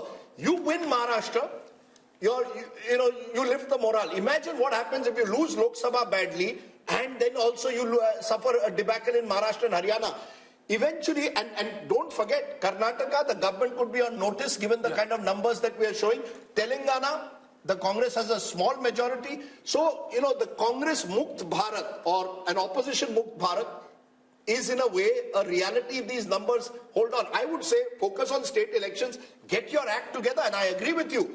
At the moment, you should be sitting across a table, working out seat sharing, working out some kind of plan. I don't see that, which is why I think Yashwant has underestimated the BJP. My numbers are, I did my own polling, 340 plus BJP, 370 plus ND Alliance. I'm not ruling out even a bigger number than that. Yeah. That's the way I see it. I believe that the opposition is totally despondent. Rashid Kidwai, are we seeing a phenomena similar to what we saw during the Gujarat Assembly elections, where because of what Rajdeep is saying, because of what others in the opposition seem to be thinking, the opposition just gives up the fight? Like when I traveled through Gujarat in the last Assembly election, the opposition, the Congress wasn't even in the fight. AAP was trying to put up some fight. See, it's a self-perpetuating prophecy. If you don't fight, your opponents do even better. The BJP ended up with 154 out of 182. If the Congress had fought harder on every seat in every region, they may have done better. You give up the fight thinking, you take what Rajdeep is saying seriously, say because the opposition takes what he's saying very seriously. If they start taking what he's saying seriously and not fighting this Lok Sabha election and preparing for the Assembly election, jitna bura pitenge, usse aur pit jayenge. Too late hai, Rahul. Ye sab hota chahiye tha 6 mahine pehle. You see, the biggest problem with this opposition in 2024 is there is no sense of ownership. There is regional parties and there is Congress. When we talk about Congress, there is an official AICC President Mallikarjun Kharge, and there is a Rahul Gandhi who represents the political leadership of the Congress. Now each person. So what does Kharge represent then? He's a Congress president. but he lacks that kind of political leadership. That's what I'm saying. There is no sense of ownership. Not political leadership, political authority. He's not been given the political authority. Can I just come in at this point? Take a look at the opposition. If, for instance, the Congress, if it had won one state in the north, Madhya Pradesh, where it was, anti-incumbency was clear. So it was so close to actually turning the election. Because if you go back in the year that's there, firstly you win Himachal in December, then you come back and win Karnataka, I'm talking last year. You have the India alliance being formed at that particular point of view. You knew where your battles were. Okay. This is the difference between what the BJP does, which knows that these 3 seats were critical for them to get the momentum to win the Lok Sabha. Easily the story could have turned, and the mistakes the Congress started making. Sanju Verma is with us and Radhika Khera is with us. Sanju Verma, to you first. I hope you've got some laddus and some mithai for Yashwant Deshmukh, Raj Chingappa and everybody else over here, because it seems that the Prime Minister... She won't give me. She won't give you? She won't give me mithai. No, she just said you were doing a great job when you were trending. She should give you mithai also.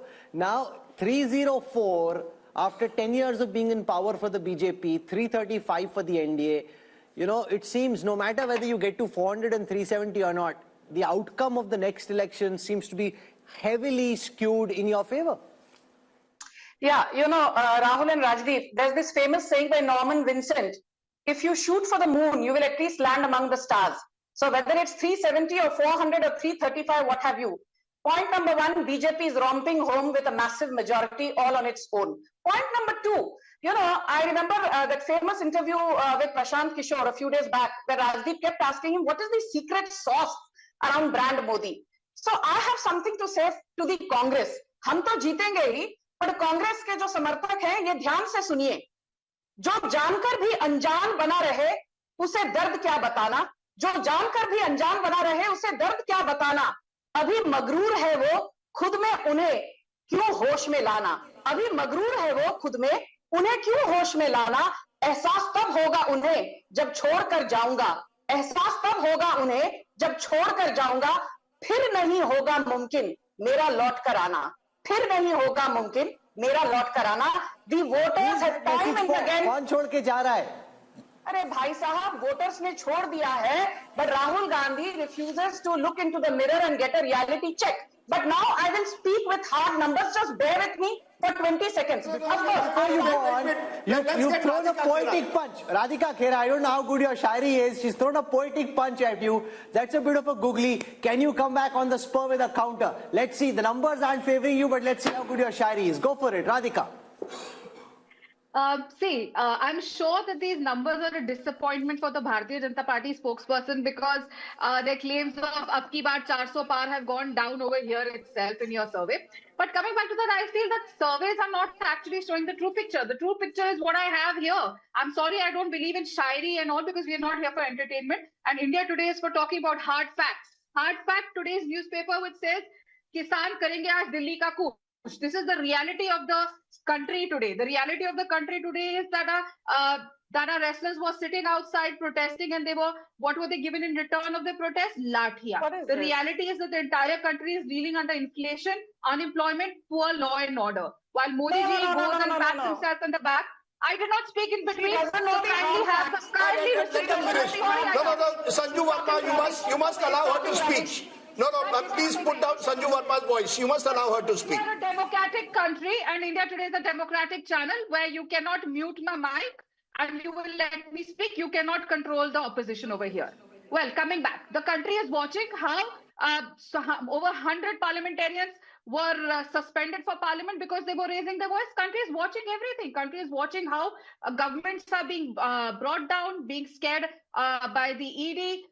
Parties are being broken down and new fractions are being made. Country is watching everything. Yes, there have been disappointments that we've had in the recent elections in Chhattisgarh, Madhya Pradesh and Rajasthan, but all surveys were predicting that Congress was winning Chhattisgarh. And Rajdeep, you even visited Chhattisgarh. The mood of Chhattisgarh was absolutely different on the ground. But something else happened. So I don't think that So I want to go back to Sanju Verma. Sanju, while the overall picture is very rosy, or should I say there are lots of lotuses in the overall national picture, and they're blooming, Maharashtra is a concern, Telangana is a concern. having an alliance in Andhra Pradesh, potentially even Punjab, is a concern. And the way that the BJP has been operating, my sense is that they may be looking at these states where they're not doing well and trying to double down and figure out how to make the tactical arrangements to do well here. You know, I will answer your question, and now I hope the courtesy will be extended to me. Ruling party ke pravakta ka mic mute nahi kiya jayega. You know, Radhika Kera, I agree with her on one thing. She said, this is a serious channel. We are not here for entertainment. I completely agree.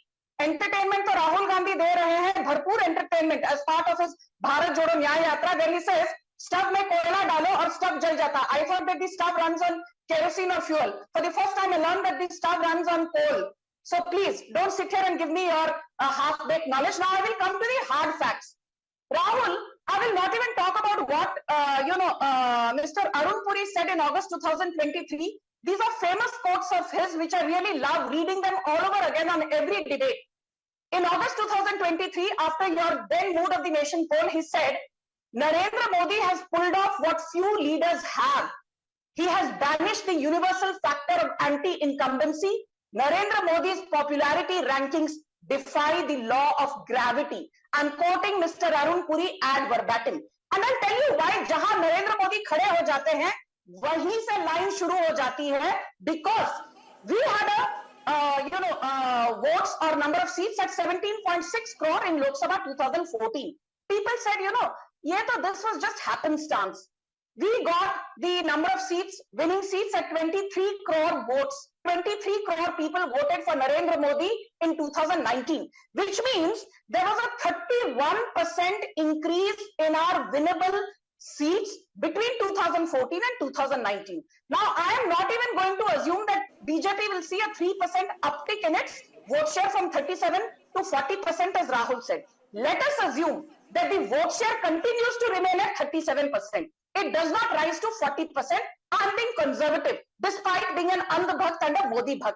Despite having a vote share at just 37%, just going by past track record, if you extrapolate the numbers, you will see 30 crore people voting for BJP, assuming a 31% rise in number of seats. And if you assume just a so you made that point, ma'am. I want to go across the table, ask Amitabh, what could be the X factors from here? We're in the beginning of February. We've got March still to go and then elections in April, May. What could change? Good, bad for both the opposition and the government? See, X factors for the BJP clearly is the mood of the neutral or the undecided voters from now on, because BJP clearly has the momentum. The numbers are very strong for BJP. 335 NDA means if you add the reverses in Maharashtra and Bihar, which is 25 seats itself, 360. Plus you have a new ally from Andhra Pradesh, possibly 17 seats, 377. So mission 400 or 370 is not impossible. That's number one. This is largely predicated on the image of Prime Minister Modi.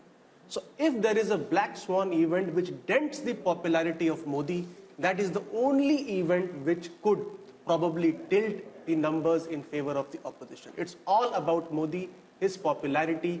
He is getting the votes for the BJP, and he is the difference between the But this is an important point, Rajchingappa, that it's essentially no matter who thinks what of it.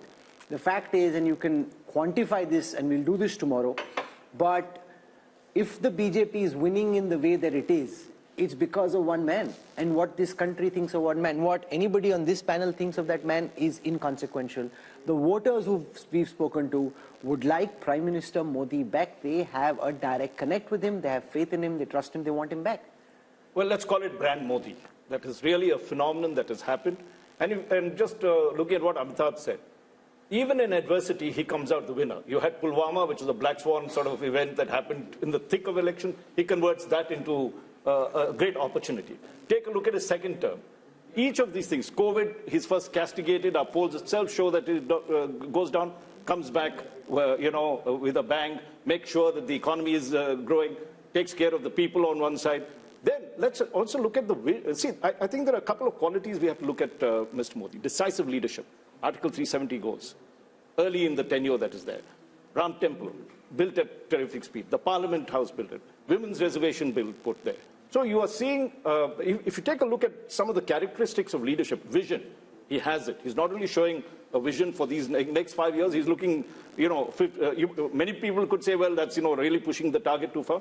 But he's giving a nation, an aspiring nation, a road to development. And I think that's very important. So he's able to balance the Hindutva sentiment, which is the cultural sentiment that you want, or the soul of the nation, with pragmatic governance, decisive leadership, and this, this quality that he demonstrates in terms of welfareism as well. So he's taken all the planks of the opposition, appropriated all of them, made it his own, and has really, that is why you're seeing the kind of results you see. And he's building, Rajdeep, a new republic, whether anybody likes it or not. Very different from the Nehruvian idea of India in the last 10 years, and he'll cement it in the next 5 if these numbers are correct. He has, in front of our eyes, built a new India. Look, as I said, the Prime Minister is a consummate politician, and it isn't easy to hold on to your popularity over an extended period of time, particularly when you've gone through several black swan events over the last decade. That is a given.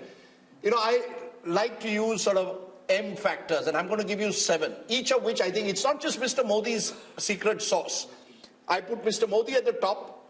I put machine. The BJP is a machine. And the machine... No, they built a machine. You mean machine, you think like it's a machine lying on the ground. Anybody can do a machine. They built a machine. Of course they built a machine, but the machine has various aspects to it. The machine knows how to use state power. It will know where, when to corner the opposition. So did the Congress when they were in opposition. So did the Congress. Sure, of course. But the Congress didn't build the structure that the BJP has built. When you say that, Mr. Modi is building a new republic, I just want to give the elements, I think, that are important as to why is he still winning. There's Prime Minister Modi, consummate politician, knows how to use power. There's the machine of the BJP, the RSS, the Sangh Parivar. There's the message.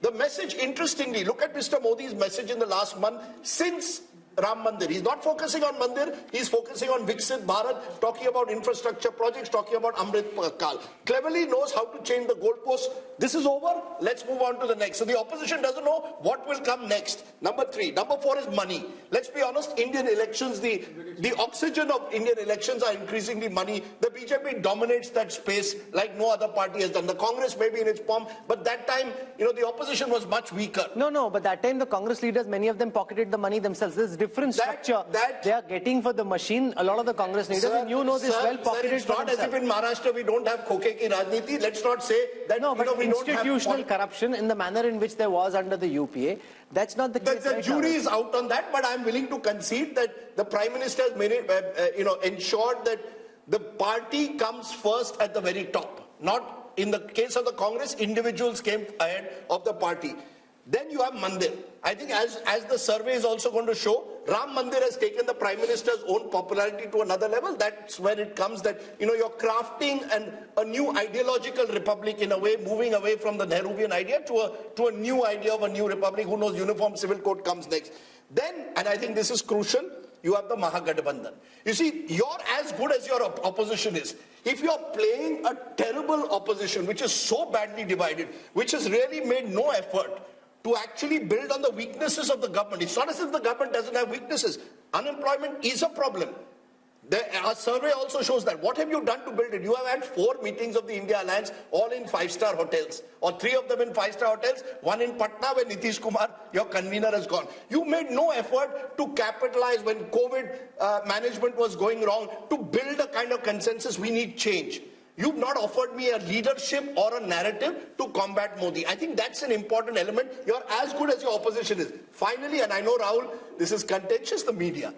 Let's be honest, no one has dominated the media space quite like Mr. Modi is. So we've never really questioned, for example, the misuse of the ED in the way that it should be. The poll also shows a number of Indians believe the ED is being misused. So I think Mr. Modi is Teflon-like. All of this comes together to make him almost impregnable, pregnable. And I think, credit to him.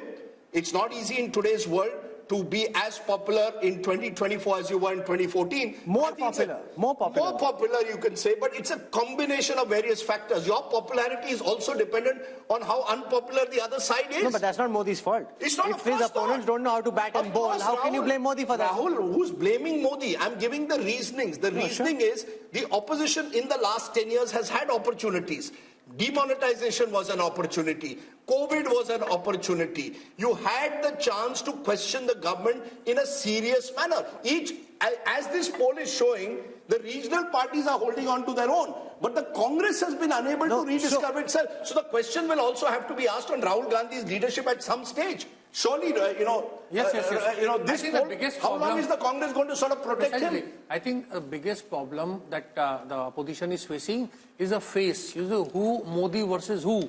Is it Mallikarjun Kharge? Is it Rahul Gandhi? Is it Mamata Banerjee? Is it Arvind Kejriwal? So people have no idea. Is it M.K. Stalin? Is it some other, chief minister? So, nobody knows. So therefore, Mr. Modi is having it, very easy. And the survey is indicating at that. If there was a face, if there was a, sort of caste affiliation, if there was issues, talking points attached to it, perhaps the outcome may not have been very different, but there would be something like 2019-like situation. Is he invincible? I mean, at this point of time, can we say that Mr. Modi is invincible? Could the opposition have done anything better to change the mood of the nation? Maybe a better word is unstoppable. Yes. What could it have done? There is always a possibility, but I think of politics structurally. And the nature of politics is such that opposition does not have many chances. To use a cricket analogy, if, say, Tendulkar or Virat Kohli is in full form, no matter you ball a Yorker or you ball a sort of like, a googly and spin, they will hit you. But Tendulkar has got gold, Modi has never got gold. This is why leaders are important. But think of 50s and 60s politics. Were there no leaders in opposition? There was Lohia and other things. Could they challenge Nehru and Congress party? No, because in political time, now you counted 7 things. Everything is in favor of BJP, right? So at the moment, I don't think there is any X factor. The only X factor could be that we have no sense of what's happening on the ground. People have made up different mind and they are telling something else. So at the moment, everything is aligned in favor of BJP. Here's what I wish to say. Let's just zoom out for a moment and think of the larger picture in a more historical perspective. I was at the Pran Pratishtha of the Ram Mandir at Ayodhya, where while Prime Minister Modi was being introduced, he was linked to Chhatrapati Shivaji Maharaj, as the ideal Hindu king, who at that time, really demonstrated all the virtues that good Indian kings should have. So he's kind of being projected in a historical arc in that same kind of weight category. Rahul Verma, is there any contemporary political figure who comes to your mind who 10 years on, not just in India because there's no comparison here, but even internationally, 10 years after being in power, manages to increase his party's vote share by 3%. Go back in time. Who comes to your mind? Can I make someone who can? Yeah, who? We often tend to, since Nehru is still in the news. Remember, Nehru in the early 60s was a weakened prime minister. The war with China, despite that, won. Please understand. No, but his vote share kept coming down. But his vote share in the years that he was in power, the Congress kept losing ground, the BJP is gaining ground. And there was no opposition. But where is the opposition today? That's what I'm saying. Where is the opposition today? There was no opposition. I think only Nehru can be compared. Rahul Verma, okay, so you've got Nehru, Modi punching in the... From a party who got us independence, that kind of goodwill to Congress party after 47, with all the heavyweights of our freedom struggle on the Congress side, let's be very, very honest, the 52-53 mandate was not Mr. Nehru's mandate. 62 I'm talking about. 62, yes. But the vote share dipped. Vote share dipped a lot. No, and but there by was then no his opposition. He goes up in 57. Yeah, but in 62 and after that, he's being punished for his actions. The people in India at this moment are rewarding Modi and the BJP for what they are seeing, far from punishing. Let's spend some time on this. Historically, who comes to your mind? Yashwant Deshmukh? No, nobody. I mean, nearest that from the...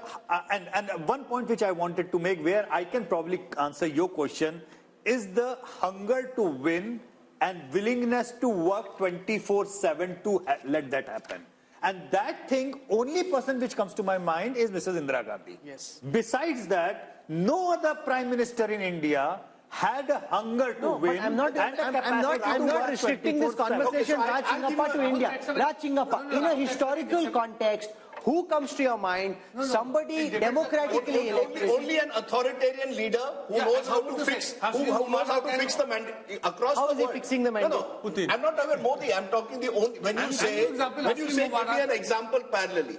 There are democratic countries where you will have the likes of a Putin in Russia and Erdogan in Turkey, who will know how to, in a way, manage the mandate. Erdogan had a very tough fight. He won with 6 percentage points. In a relatively free and fair system like ours, to do it over 3 elections with your popularity increasing, I think makes Prime Minister Modi sui generis. You look at Algeria, where there was, this thing that Burj Khalifa, he went, even Nehru was there, then I went with Hamid Ansari, he was still Prime Minister. Yeah, but let's not compare Algeria with India. I think, Rahul, you make a very good point.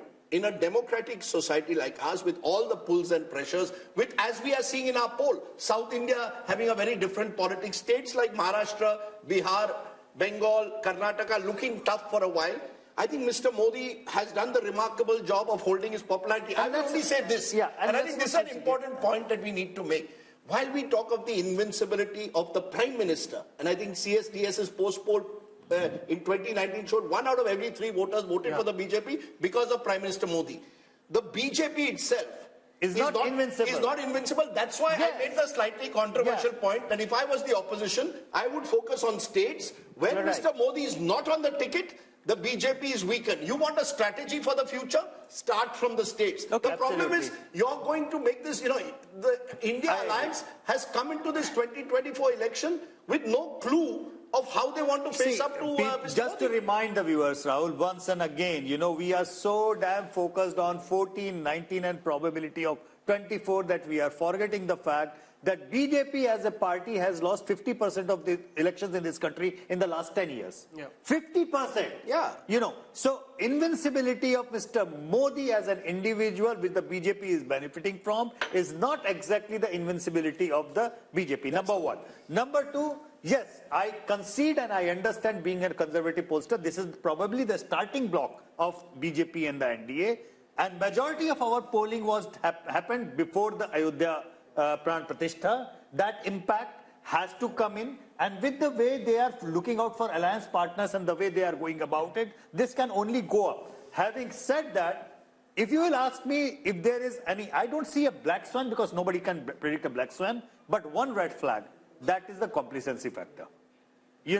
Complacency factor was the factor which caused them. Are they looking complacent to you? No, they are not. But 2004, urban areas, the turnout dropped by 18%, and that caused the BJP. Modi is no Vajpayee. That's precisely what I was trying to say. They have learned their lessons pretty hard, and neither Modi is Vajpayee, nor Mr. Bhagwat is Mr. Sudarshan. Sure. Both the factors are remaining. Can I give you a very interesting anecdote? Just this morning, I was told by an MP, Parliament has been extended by a day.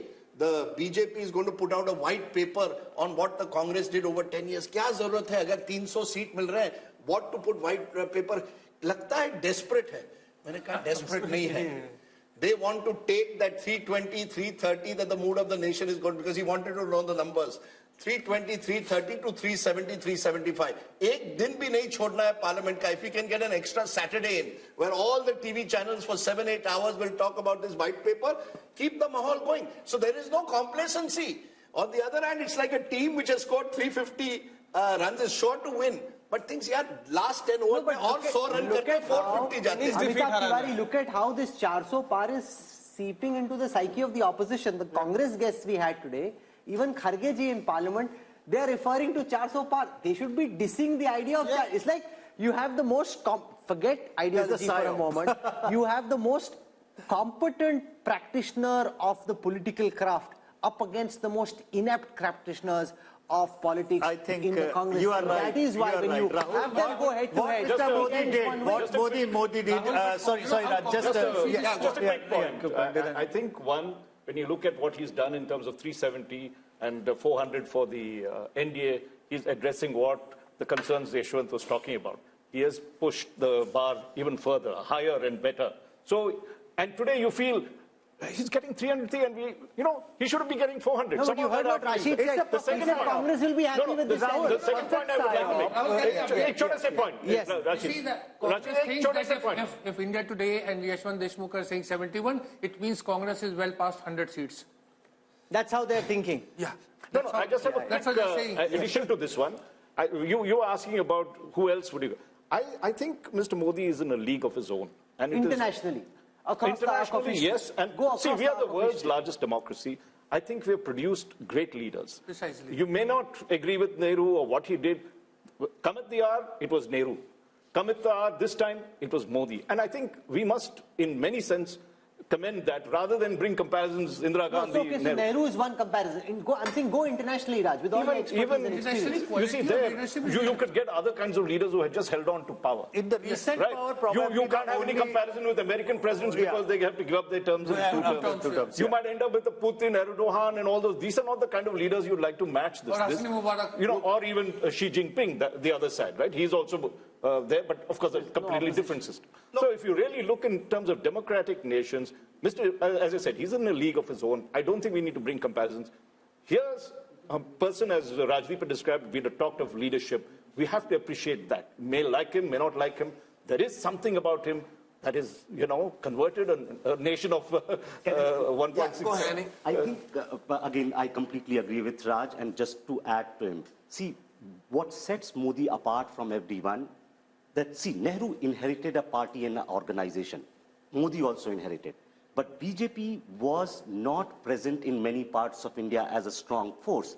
What Modi has done in these 10 years has put the party on map in eastern India. In many states where they were in single digit are now running governments. Right? So what he has done electorally has basically created that machine which was there, maybe using all kinds of things. But now BJP is a very, very formidable and unparalleled election machine in contemporary politics across the globe. I think that is one of his biggest contributions. Can I add 2 more M's?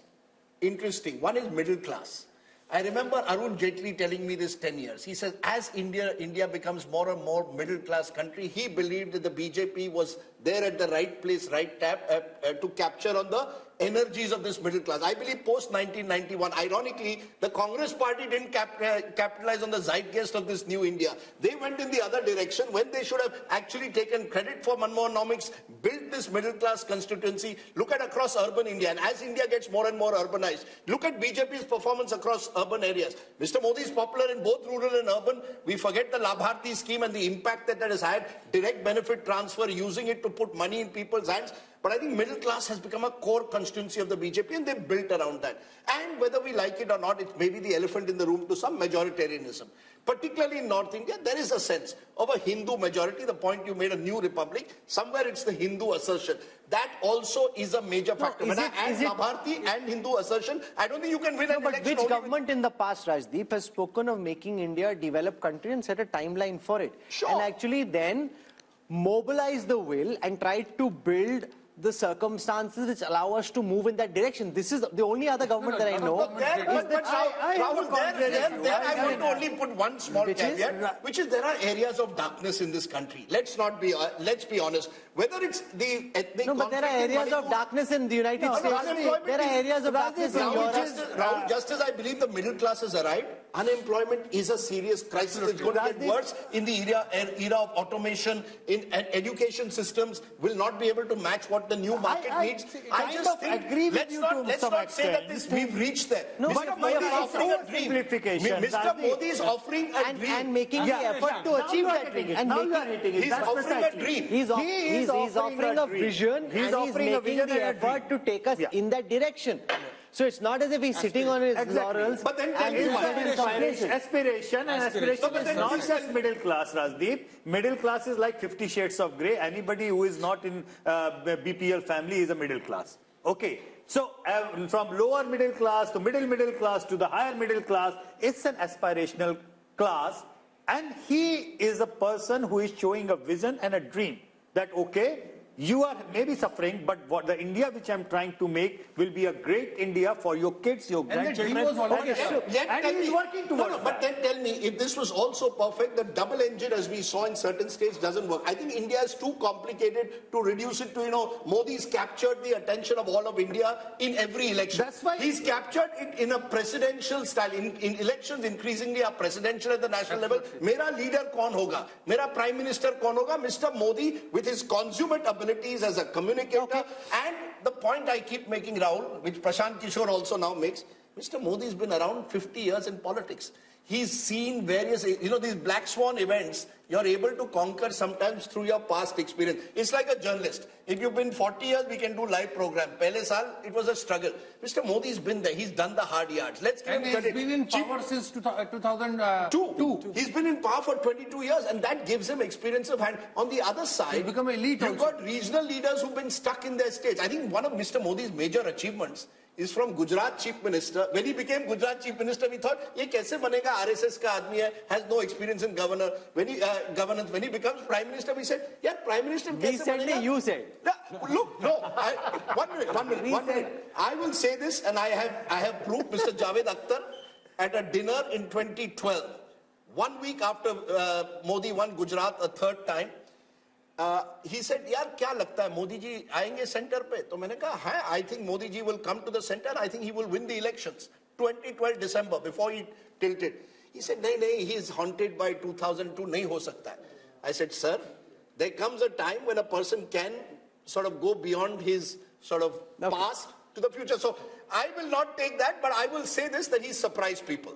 I would certainly. And he continues to surprise people. He continues to surprise. He continues to surprise the same people who never cease to be surprised. But that's a different matter. That's a good line. That's a good line. No, but it's true. It's true. But the thing is that, see, the matter of fact is that he works hard. And I think pretty much, and I've said this to Raj, that, as one of my physics professors, he never used to give us marks on the final answer of the numericals. He used to give us the marks on what did we attempt. Dimag lagaya ki nahi lagaya, koshish ki nahi ki. I think Indian voters are coming to an age where they want to see the leaders make an effort. If you make an effort, they are even willing to own up your failures. See how people have owned up his demonetization failure. Okay. People, majority of them say, galat tha, lekin sahi niyat se kiya. Okay. Now, so we are out of time. We are out of time. We need to finish. There are two politicians which are fascinating in that sense, using this effort point. One is Mr. Modi, one in a very different way, Naveen Patnaik.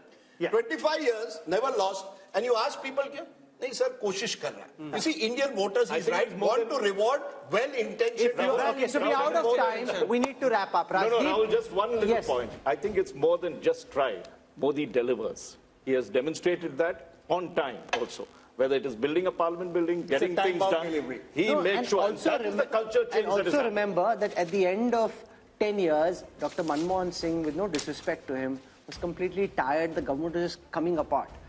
Even Vajpayee ji, at the end of his 6 years, was very tired. He had to say, na tired, na retired. But, the government wasn't energetic. Prime Minister Modi continues to stay as energetic, as pumped up, where people around, and I've seen younger officers, much younger than him, and at New York, at the yoga day, I asked one young officer in his team, "Arey, tum kyun nahi kar rahe?" "Arey, nahi, unme zyada energy, hum mein kam." So, that's like people half his age. Okay, so Rajdeep, before we wrap up, if you were Modi, what song would you be singing tonight?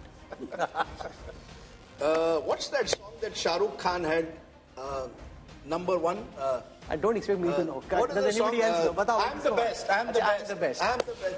Koi hero yahan, koi zero yahan. I'm the best. Look, If you're Rahul Gandhi, what song are you singing tonight? You're putting me in trouble because you want... Hey, kya hua? Kab hua? Look, there are lots of songs. But look, seriously, I hope for the Rashid has another song. Can I though say something? For the sake of Indian... Okay, Amitabh Tiwari, 1 second. अपना time आएगा अरे भाई advisers बता रहे हैं उसको यही अपना टाइम आएगा Rahul, he sounded like Devendra Yadav. Look, let's not rule out anything. Like Devendra Yadav.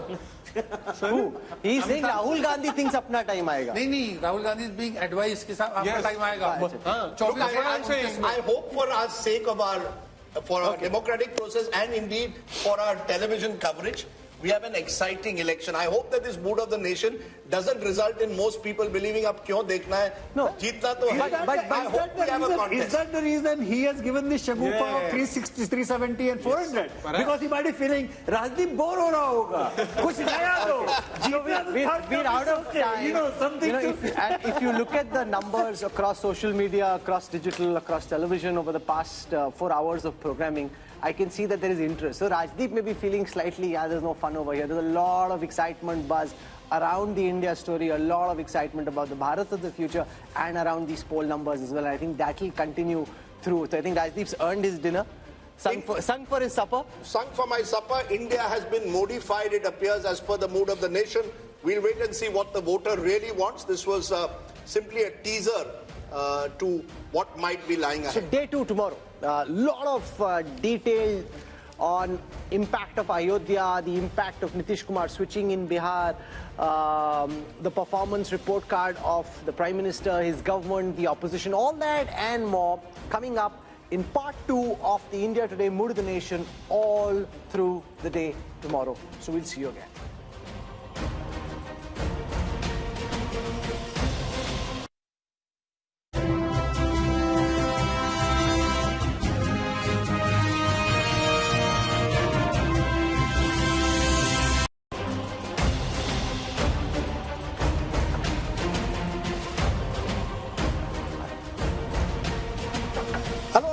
You're with the India Today Mood of the Nation biannual survey brought to you in partnership with Sea Voter, which has done this comprehensive nationwide survey at a time when all eyes are on the big question: who will win the general elections of 2024?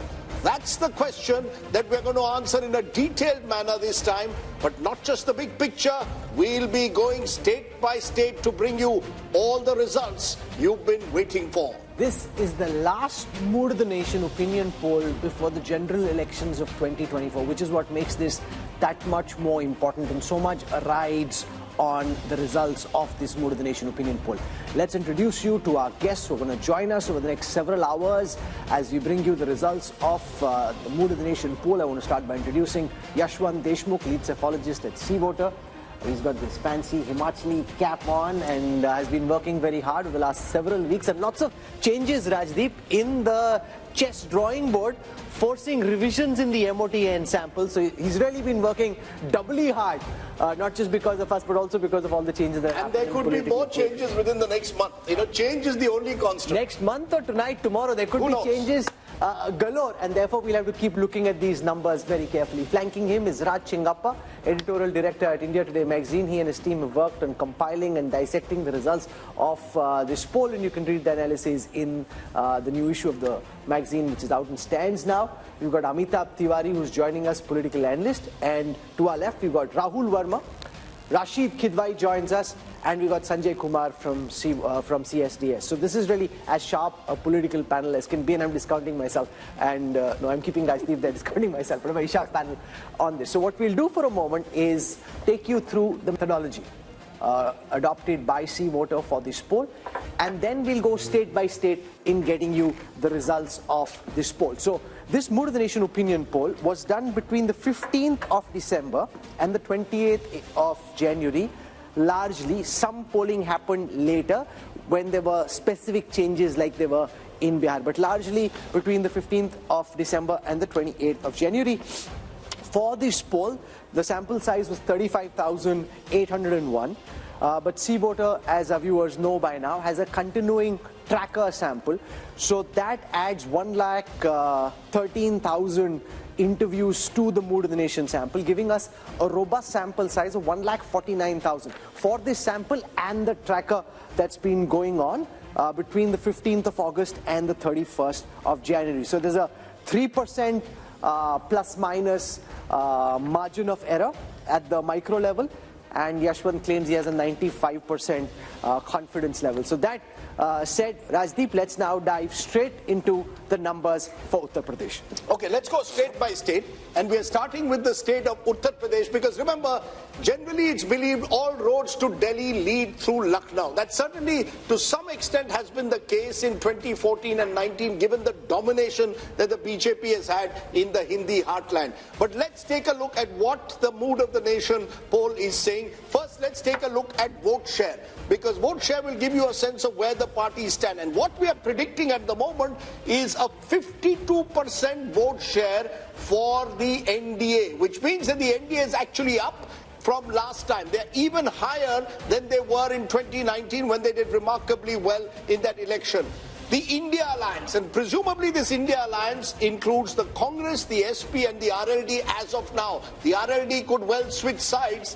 Therefore, at the moment, they're at 36%, up 10% last time, but they have lost the BSP, which was in 2019 with the Samajwadi Party, and others 12%, primarily the Bahujan Samaj Party. But the key thing is, how does this translate into seats? That's the difficult task that Yashwant has undertaken. The seats, what would the seats be in the 80-member UP Assembly? And just take a look at that. The NDA goes up from 64 to 72 out of 80. It's a gain of 8. So NDA, BJP holding rock solid in the saffron heartland in a way. The India Alliance 6 to 8, so only a marginal increase, and that's divided between 1 for the Congress and 7 for the Samajwadi Party. Others are completely wiped out. The 10 last time were the BSP. So Rahul, the first big numbers clearly show the BJP holding its own in what's become its bastion. And if the BJP is already at 72 in the way the state plays right now, Yashwant, the most important question is, now that RLD is very clearly in talks with the BJP, if Jayant Chaudhary was to join the NDA, where could that 72 reach? Well, I mean, of course, it will impact minimum number of 2 seats for sure. But it's not just about how many seats that RLD is contesting and they are likely to win. It's also about the overall impact of the Jat voter consolidation in the entire Western UP, and not just Western UP, but across in other states which have a significant number of Jat voters. So that, having said that, Rahul, let me be upfront about this one. And me and Raj discussed this so many times about the numbers of the seats and everything. You know, I am a conservative pollster. And I find it very difficult to tell people that, you know, why are these others or other NDA numbers or non-NDA numbers coming up, even when you have NDA or BJP crossing 50% of vote? That is simply because of the probability.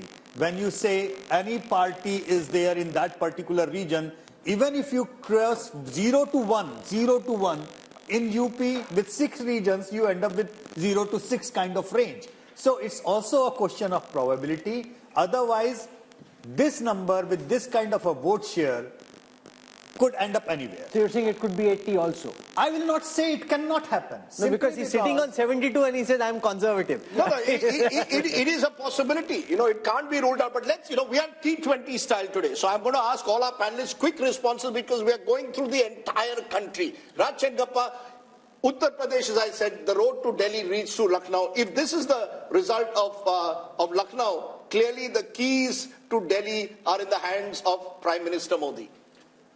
No doubt Uttar Pradesh is the bellwether state, and if it is showing the kind of results